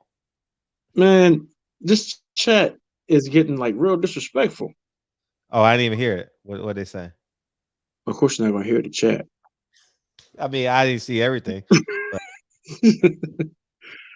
There's this one brother in the chat. I'm not gonna name names. Presidential Mike, dumbass. What did he say? What did he say? Maybe I missed that one. He said a whole bunch of said a whole bunch of dumb shit. Mm-hmm. I get up and walk away from the damn thing and doing something else. Will come back and look in the chat. He said some more ridiculous crap. Hey, look, man. I told you leave me alone. Champion Hart, I'm not bullying the brother. I told him leave me alone. He won't leave me alone. It's gonna be some fireworks. You don't leave me alone. If I gotta go in, I'm gonna go in. Leave me alone. I'm leaving it at that. Leave me alone. Because you You're doing too much. He called me a educated dummy. Dude, you don't even know the roads I travel. I've never seen you on any of these roads. So how in the hell you know what I'm talking about? The roads I travel, I've never seen you on these roads. I passed you on the highway. I ain't seen you at the so how the hell you know what I'm talking about?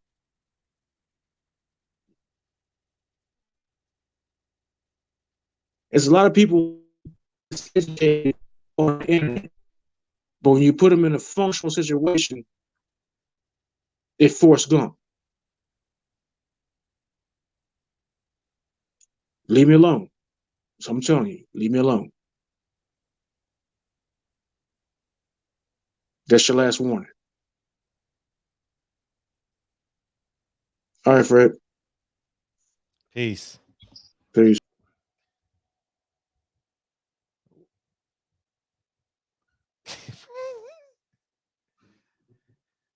Stankonia versus Porter after Bud serve him? Nah, Stankonia. Hey, how about Ugas? Ugas said something today. I ain't really get a chance to watch it, but when that move happened, I was like, damn, they don't want to pay him. They putting him they putting him in the I don't care tournament, man. That's fucked up. They put the super champion in a I don't care tournament, man. Al at the WBA, boy. Man, they some cold players in this game, dog. Man, they some cold players, man. I really believe I'm gonna say PBC so I don't piss y'all off. I really believe PBC has got a strong hold on the WBA. Similar. I'm gonna make y'all feel a little better with this comment so y'all can digest it a little better. Just like Bob Arum has a strong hold on the WBO. Okay. Now can you believe what I said prior? Because you got to have a white example to you can't hold black people accountable if you don't have a white example. You know what I mean? Well, white people get away with it. Duh. Because you know why they get away with it? Because you spend your money with them. You empower them. You know what I mean? That's why. That's why. You pull your money, you get your power back. That's how it goes, man. You spend money who fuck with you, man. It's really that simple, man. Oh, man. You know, you do your best. It's all about economics, dog. That's why if y'all need to go to my Instagram stories because I'm like giving away money on my Instagram stories. I mean, like for real. I'm just giving away money for free. I'm not calling these people out. I'm just saying you got guys like what's the white guy's name? And I don't know. What's his name? 10X. The 10X guy, what's his name? He gonna charge you $20,000. Jay Morrison gonna charge you a yin yang. Wall Street Trapper gonna charge. I'm not knocking their hustle because that's what they do. But I'm literally on my Instagram stories. I'm literally giving away. I didn't gave away the past 2 weeks. I know I didn't gave away. If you hit, I didn't. Let's see, 10, 7, 10, 8. I'm not gonna say how much I made, but if you follow me on Instagram, you know I done. Grant Cardone, thank you, Rob. You know, I done did some moving and some shaking. You know what I mean? And so, um, but yeah, I want us to start seeing that there's more than one ways to skin a cat, man. Yeah, he's a real deal. That's dope. I don't know him. I don't know him not to think he's not. You know, low key, he is the best promoter in boxing. Leonard Elby don't even know when his fighter's fighting. Bob Arum, actually, Bob Arum is the second best promoter. Bob Arum makes more headlines than Leonard Elby. Their job is to promote. Their job ain't to tell the truth. Eddie Hearn went viral Saturday. You know what I mean? Shucks. That's what a promoter wants. He wants his show to go viral.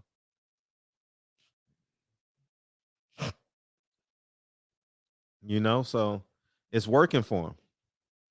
He's having a good time doing it, you know. And Kyle is here. What's up, Kyle? What's going on, man? How you doing? Dude, I was so sick last night, bro. Were you? Dude, me and my wife, bro, like early in the day, her stomach was hurting and her head was hurting. Then out of nowhere, bro, I don't know, it might have been like just a change in the weather or something. I don't know, man. But it got hella hot and hella cold and hella hot out here for some reason. But what's going on, man? I watched the playback last night, man. Listen, man.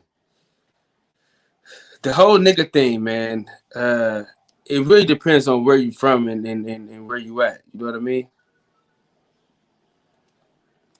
That's my take on it, to be honest with you. I think that because a lot of Puerto Ricans, Cubans, they use that. You know what I mean? And I think most of them are black, or they identify with being black. Most of them, you know what I'm saying? I think that nigga, the only difference is they're probably mixed. You know how like, because people always say like Mexicans, bro, they was black, and then the Spaniards came through, and everybody, you know, mingled up. You know what I'm saying? Because there's some dark ass Mexicans. You feel what I'm saying? And you know the nose and the lips, dog, on them Aztecs, man, that's nigga lips, man. That's a nigga nose. You know what I'm saying? They look like you, Fred. No offense. But but no, seriously though, bro. I don't know, man. I don't know, man. Now, if it was a redneck white guy, I'd probably been offended, probably been more upset. But Devin Haney was way more disrespectful than Teofimo Lopez was that night. If you watched a lot of the audios and things like that,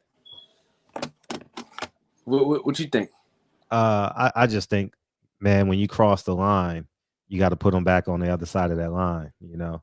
And I would have walked away, man. I would have, but I know in that position that I'm in, I have to be an example for black people. So because I know the cameras are rolling, so the conversation would have stopped, and we would have handled that N-word situation. And that's that, because shit going viral. So Okay, now what's the difference between him and Fat Joe? I don't approve of it. I don't approve of it at all. I have a poem I did on that about 15 years ago. I have a poem on that. When I did it on Lean Back, he said the N-word so many times in that song. And he disrespected those women, you know.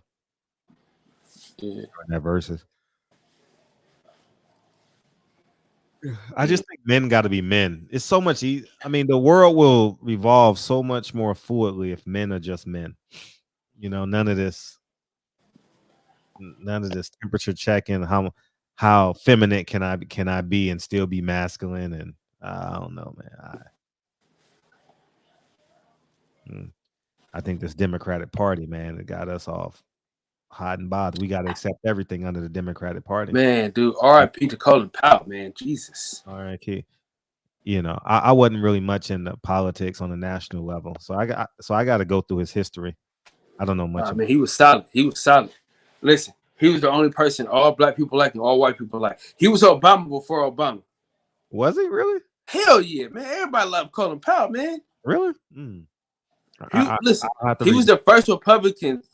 He was the first Republican that all black people loved, dude. All black people love that guy. Why he didn't run for president? He said he didn't want to, man. I guess he was Secretary of State and all that shit. And he was like, "Nah, I'm cool. Yeah, I'm cool off you niggas. I see what's going on out here in these streets." He said, "Nah, I'm cool." Got a great life too. Had a great life. Yeah, 84 years old. That ain't bad for a black man in America. That ain't bad, brother, man. You know, I don't know much about him, but I'm not gonna disrespect the dead. In that sense, to tell the truth on him, yes, but disrespect him, no. So I do want to have an opinion on him because my curiosity piqued about, like, do I celebrate him? Do I not?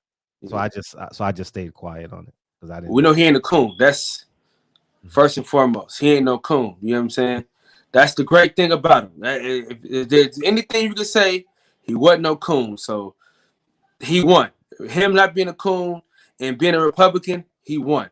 Oh, okay. That's straight up. You know what I'm saying? Because look, everybody in the chat to tell you he wasn't no fucking coon. So we gonna somebody D4 said black people don't like him.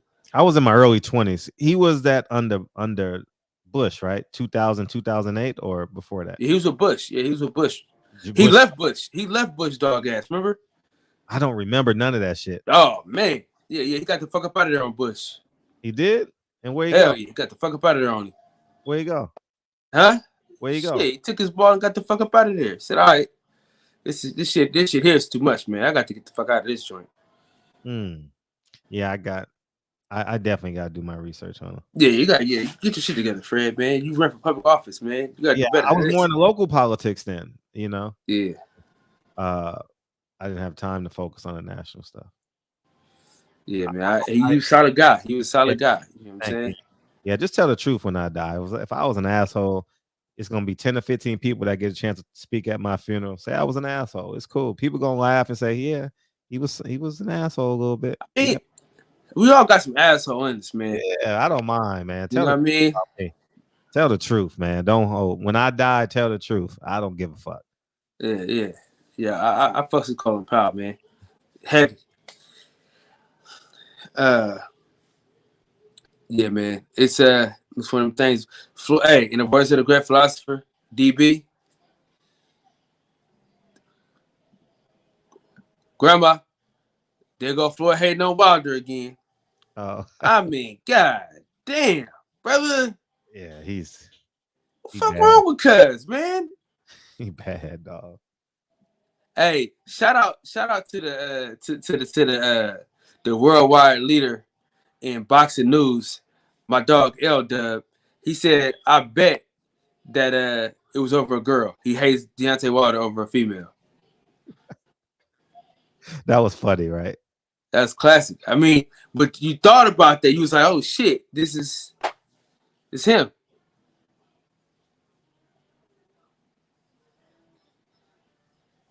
How do you D4 didn't like Colin Powell as much as I thought he did. You know, D4 doesn't like Colin Powell that much. How do you go home at night knowing you wore a purse? I'm not down with the satchels, man. I'm gonna be honest with you, man.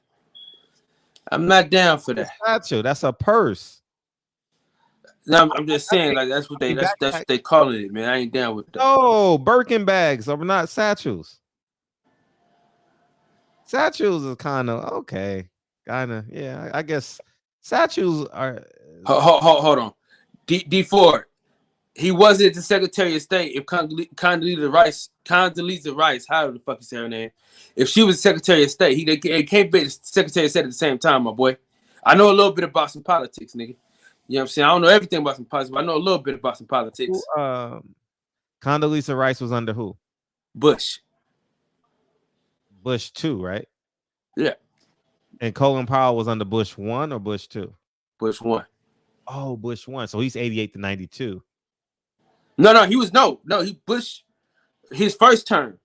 Okay. General Powell was my best supervisor and boss. I've been in a way all day today. I did no driving or leaving the house. My whole entrance into the army. Oh, so yeah. Tell us tomorrow, TV. Because I'm saying, I have D4 the only nigga that don't like him, so you know, everybody ain't gonna like you, I guess. Tomorrow, TV. Oh, I didn't want to have this 30-minute conversation at 11 o'clock. Oh, no. We got the boxing session to go to in a couple minutes, but you got to relax. All right. And 2 minutes or less, man. 2 minutes or less. Oh, his mic gonna fuck up anyway, so we good. Yeah, go ahead. Hey, he owned a mic with Terrence Bailey, and his mic is fucking up. That's crazy. Right? I know. That's wild. Go ahead, TV. See? Well, it's it's Nope. it's not a whole big conversation. But look, yeah, no, I put Nah, sorry, T. it's fucking up right now because I can't get that word in. Nah, nigga, we ain't said shit, dog. We ain't said shit. We ain't said nothing. Look, We looking. the I served under General Powell. Uh-huh. General Powell was a really, I mean, that dude was a rock star, man. When he came on the scene, man, all of us brothers and sisters, I mean, I can't tell you how we felt when he came on the scene. When he came on the field, or when he came in the barracks, when he came in garrison, when he came on the battlefield, or when he came into DFAC or the chow hall, what do you want to call it? The atmosphere, I can't explain it. He gave a different meaning to being African American and being in the military. There's no way to actually explain it. In 1996, when I was in Fort Benning, Georgia, and the first time I seen a black general, that didn't even, and that was a 1-star. But my supervisor was Colin Powell. My boss was Colin Powell. That was the guy I looked up to. That was the guy that I wanted to be. And man, if you weren't in, if guys like BFTB and stuff, those guys need to call in and speak on it. And guys like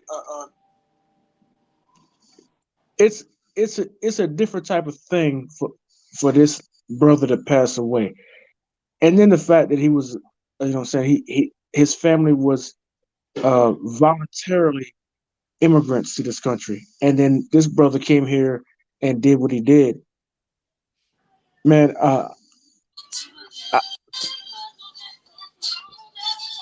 okay, yeah, really.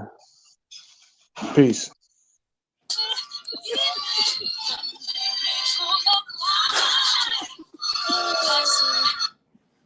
I don't know. I was watching Beautiful Bad Girl story. I ain't gonna even lie to you. Hey, Fred. Dog. Jesus Christ, man. Listen, I love that man to death, man.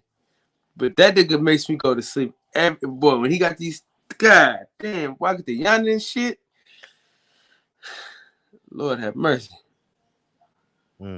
Fred, you cold cat, man. That wasn't me. That was you. I'm sitting like the bystander I am. Oh shit, man. So about the night, Shakur Stevenson. Hell, finally, shit. You know what I'm saying? Yeah, it's fight week. I'm glued to the tube Saturday, man. I am glued to the tube. Shakur, you should have came into the shop, dog. We could have went viral on something, dog. Man, I know we would have found something to go viral on. You should have let me interview you, dog. Yeah, man. Good luck anyways, man. And yeah, man, I wish these fighters well, man. Man, I boxing got a good run. It's gonna be good, man. It's gonna be good shit. It's too expensive though. The undercard. Hey, how did Ray Vargas get out of that mandatory, dog? The Village brother. Rest in peace, Powell. But he gave the UN Security Council the nudge for us to invade Iraq. I'm sure he was a good man, but that doesn't excuse the evil we did to those people. Again, probably a good man. Yeah, we can talk about that Iraq stuff. Hey, man, sometimes you gotta do what you have to do what you want to do, man. Hey, since we left Iraq, nigga, gas been up like a motherfucker, man. So maybe we need to go back. Shit, fuck what you talking about? Hey, dog, gas is. If y'all see these niggas ain't in California though, Fred, that's why they talking that shit. You see, y'all ain't in California. California gas is $4.19 right now. That's at your local mom and pops. That's cheap. That's considered cheap. $4.19. Shit. That's what I'm telling you. That's the local mom and pop shop. Well, I don't buy gas, but ha ha ha. But it's my Honda's in the shop, so I haven't bought gas in a long time. But yeah, man. $5. $4.95. Yeah. $5.19. Anyways, man, Teofimo's a racist. Floyd. Why do you think he's a racist though? Huh? Because some of his best friends are black. That don't make you not a racist. That's what white people say all the time. That's what white people say all the time. I got it after you said it. I got it. I think he is, man. So, the Village Brother. Hey, you gotta explain the Village Brother. The Village. Are you from? Are you from a indigenous country? Maybe from a hood or something.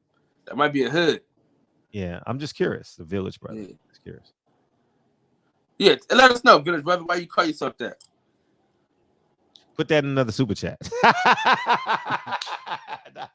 I'm joking. Put it in the chat. I'm real curious. Why do you call you a Village Brother? Maybe it's from a country in Africa. Yeah. I'm just talking shit though, man. But gas prices are fucking ridiculous though. But you know, sometimes you gotta make decisions, man, that you don't agree with, man. Every now and again. Yeah. You know, it might have been. Listen, some of that shit be out of niggas' hands too, though, as it pertains to like doing certain shit in the higher up, man. You know what I'm saying? Certain shit just out of your hands. Certain shit you ain't got no control over, man. Like I doubt them niggas want to do Kennedy like that. You know what I'm saying? I doubt that. Do who like that? Kennedy. My daughter? The president, fool. Not that your daughter. Oh. Hey, what are we talking about right now?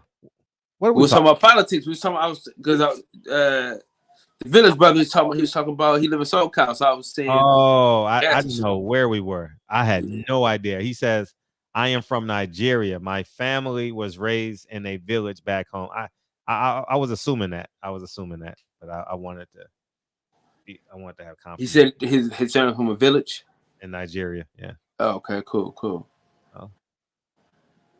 Touchdown!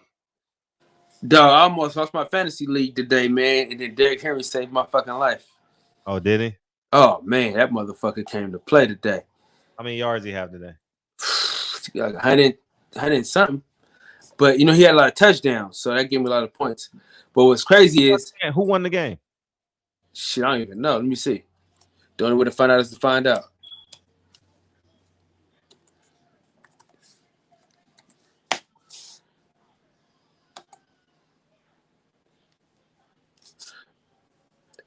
Man, so the Titans won barely. It was a close game. It was a tight game.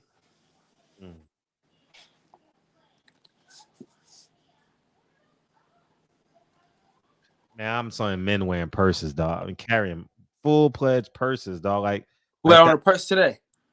No, I would just.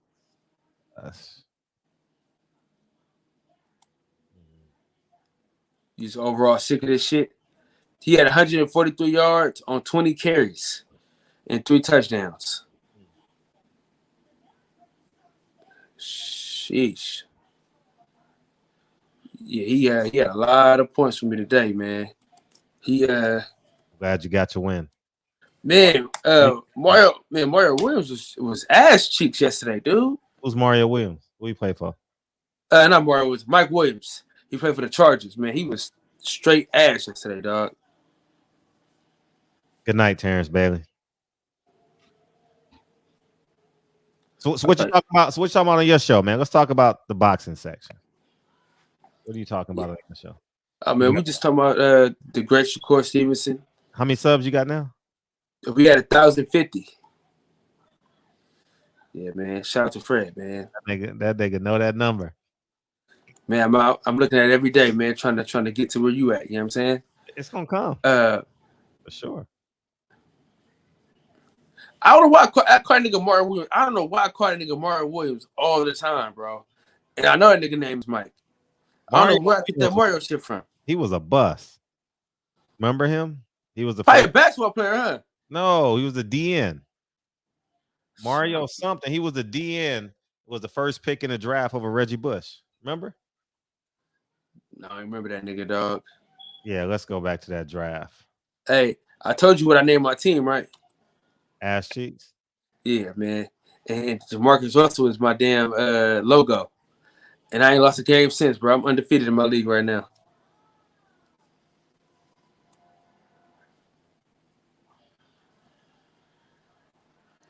I'm looking it up right now. 2006 draft. Mario Williams was his name. Yeah. Yeah, Mario Williams. Houston Texans out of North Carolina State. Reggie Bush was number 2. Vince Young was number 3. How the hell did he get that? I mean, that was the big thing. Like, who's gonna was he gonna go out? I wonder how his career went. Let's see how Mario Williams' career went. I don't know nothing about him.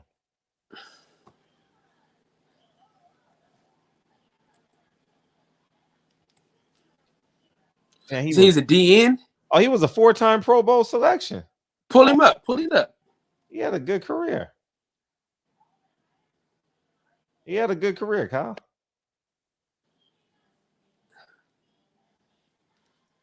Somebody said he was a bust. Four Pro Bowls out of how many years, though? Let's see. 2016. He played 11 years. He was first team All-Pro 2014, 2-time second team 2017, NFL alumnus defensive of the year 2007. Let's see. He almost had 100 sacks. That's not bad. In 11, let's see how many years he played. Let's see how many years the man played. 1, 2, 3, 4, 5, 6, 7, 8, 9, 10, 11. 11 in the 97 is what? 11, 22, 11, 22, 33, 44, 55, 66, 77, 88, 99. He averaged close to 9 sacks a year. That's not bad. Out of 16 games? That's not too bad. I mean, he wasn't like the greatest of all time, but he wasn't the worst neither. No, he wasn't bad. He just was a quiet player, you know. But he had a bet. I mean, him and Reggie Bush damn near had the same fucking He made over 200 million, Mario Williams?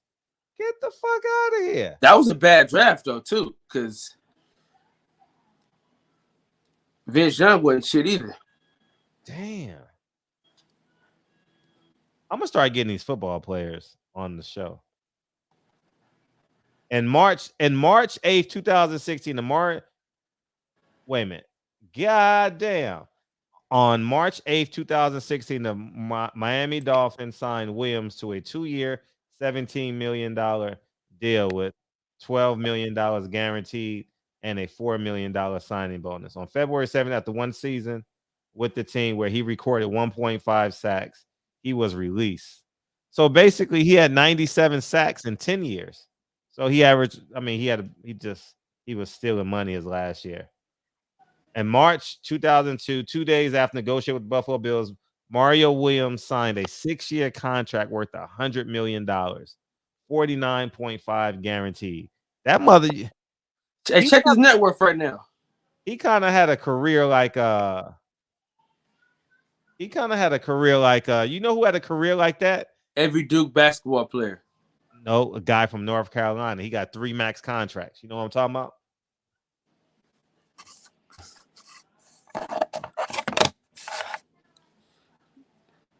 That's that remind me of though, Fred. Huh? That remind me of a Duke player. They're not like the greatest, but they're consistently in the league for a long time. Oh, 30 million. He living his best life. He did well with his money. Not Julius Peppers.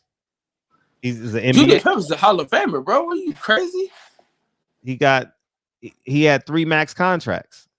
I should try and get him on the show. I can get his number. No, Antoine Jameson, NBA. Motherfucker got 3 max deals. Let's see.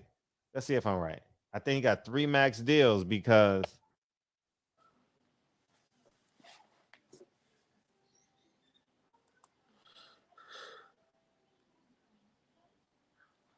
Antoine Jameson. Let's this motherfucker. You talk about a dude that just worked it. He scored over 20,000 points, man. He did what he was supposed to.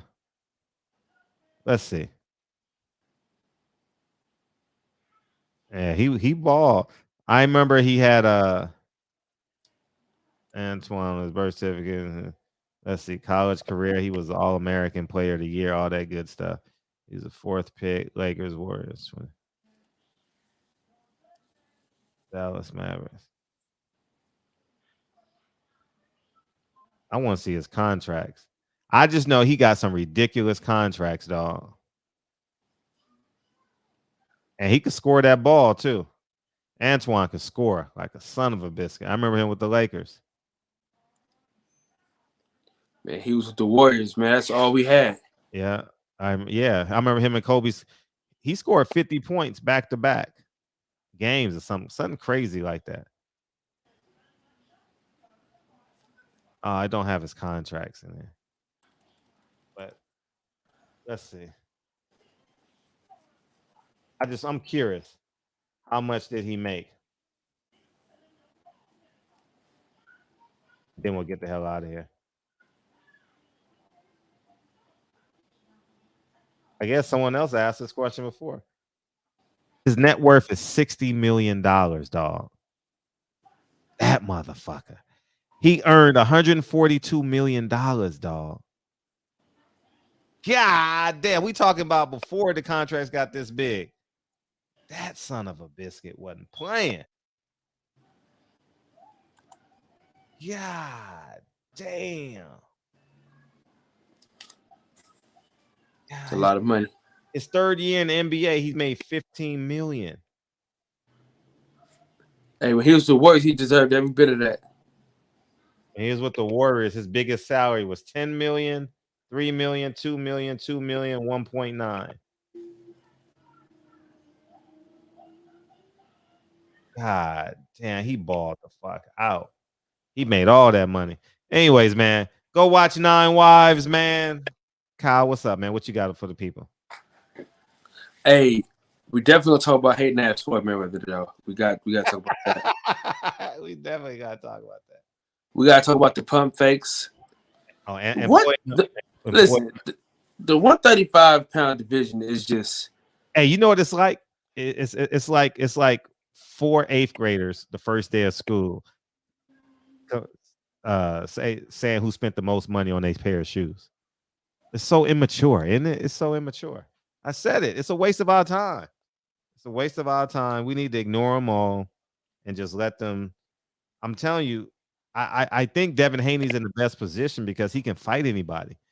If Devin Haney created a card, but I mean, they want the network money. You know what I mean? Everybody's comfortable. No one wants to take the risk. So, you know, it is what it is. Yeah, man. But it's fight week, man. It's fight week. And you heading out there, right? Oh, most definitely. You leaving Saturday morning or Friday night? Saturday morning. Because I got to do a 16 Friday. Okay. You coming back Sunday morning? Yeah, because I'm going to the Niner game. You going who? Going to that Niner game. Who they play? I think the Colts. Okay. We should beat their ass. And you got to go to breakfast at Barney's while you're there. Right. In Atlanta. Shit, depending on what time I get there. That shit look ridiculous. The food there look ridiculous. It's good like that? I've only seen it online. Jones will tell you.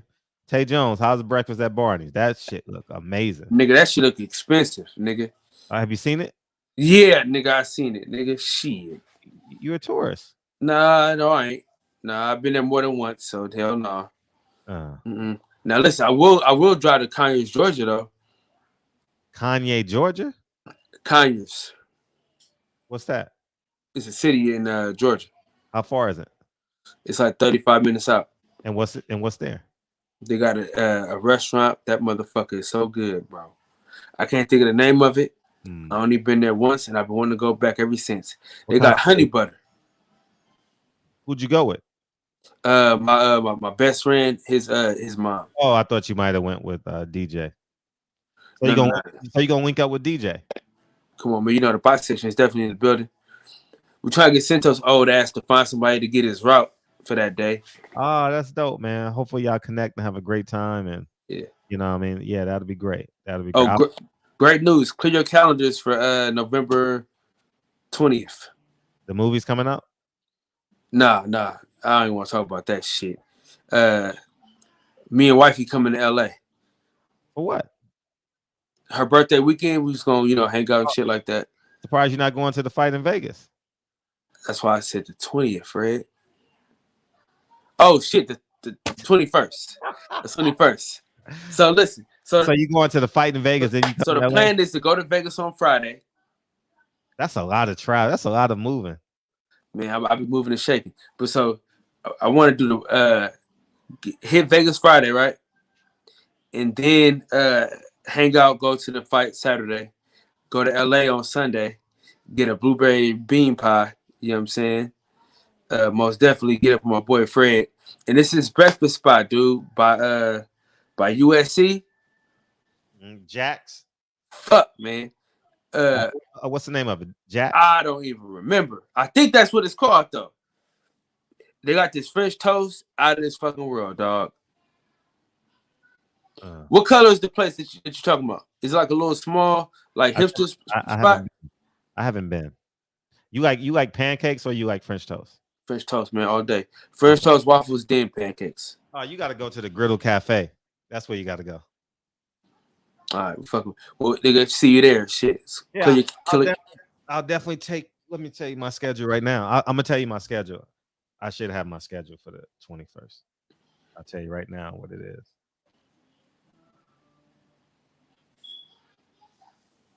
You know, me and Dre be on this Google shit. Oh shit, the 21st? Yeah. Nope, I'm good. 21st. All right, nigga. Yeah, we there. Mm-hmm. Yeah. Cause I told wifey, I said, man, we linking up with Fred. She said, use my birthday to go link up with Fred. I said, no, he just out there already. Yeah, for sure. Yeah. Well, I'll take you guys to brunch, breakfast, whatever you want. We'll go watch the game and eat whatever you want. Yeah, man. Link up, shit, laugh, talk shit, swallow spit. You know what I'm saying? Pass speeds like we used to do. It'll be an honor. It'll be an honor. What's crazy is, man, your computer is nice and bright, man. I don't even need the song no more. It's nice and bright? Really? Yeah. Hey, the only time I need the songs when people talking too much, and then I can see your face, and then my face together. Like, cause if both of us is sleepy, dog, like you sleepy all the time, Fred. But when both of us get sleepy, dog, you gotta play the song, man. Oh God. He said Fred sleepy all the time. I be zoning out sometimes. That nigga Fred be like, look, nigga Fred be like this, dog, and right here on the corner, he be like, dog, I be zoning out when niggas don't be talking. When niggas be talking bullshit, I just zone out. I just say I'm not responding to him. Fuck it, but I don't give a fuck at this point. Hey, you know what's crazy, man? Charles been halfway decent on the phone since Deontay Wilder fought. This shit's insane. He making sense. That motherfucker. Super man, known as the artist Super Cool, man. Man, in the words of the great philosopher DB, play the song, Fred. Gotcha. Me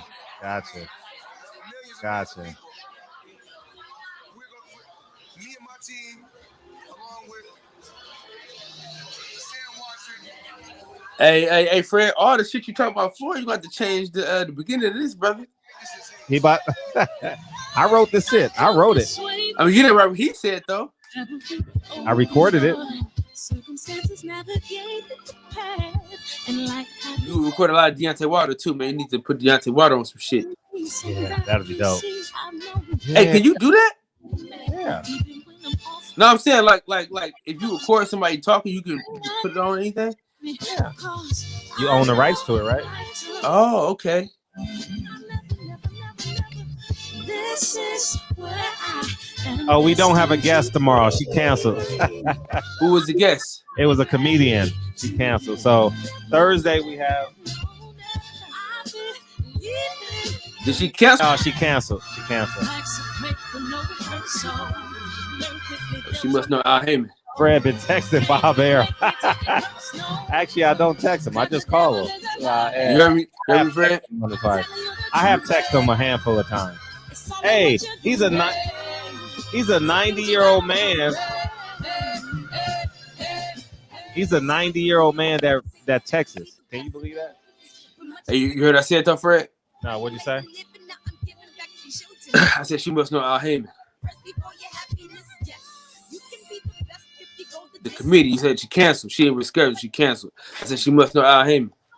Al, hey, how did Ray Vargas get a fight? And hey, how did Ray Vargas get on that Canelo card, dog, without Gary Russell?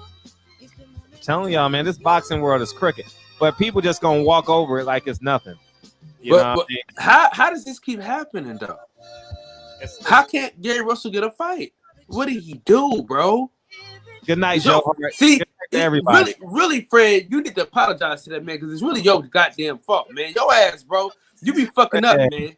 Man, Presidential Mike, my 5'7" teammate, man. What's up? Joe, man, Michael, turn man. the music up, nigga. Eric. Turn the music up, goddamn it. Jason, Ja8, what's up? J8, Andrew, Willie, Presidential Mike, Joe Sullivan, man, what's up, y'all? We in Unique God. We in here. The truth, man, what's up? He said, nigga don't remember shit. I don't, man. I'll be going through Drake December. Okay. Man, I appreciate you coming in here, man. Where's People Hernandez?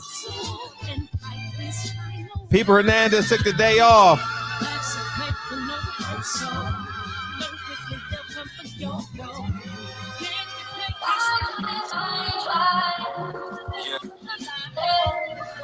All right, big fam. I'm gonna catch you on the other side, on the boxing section. I see you.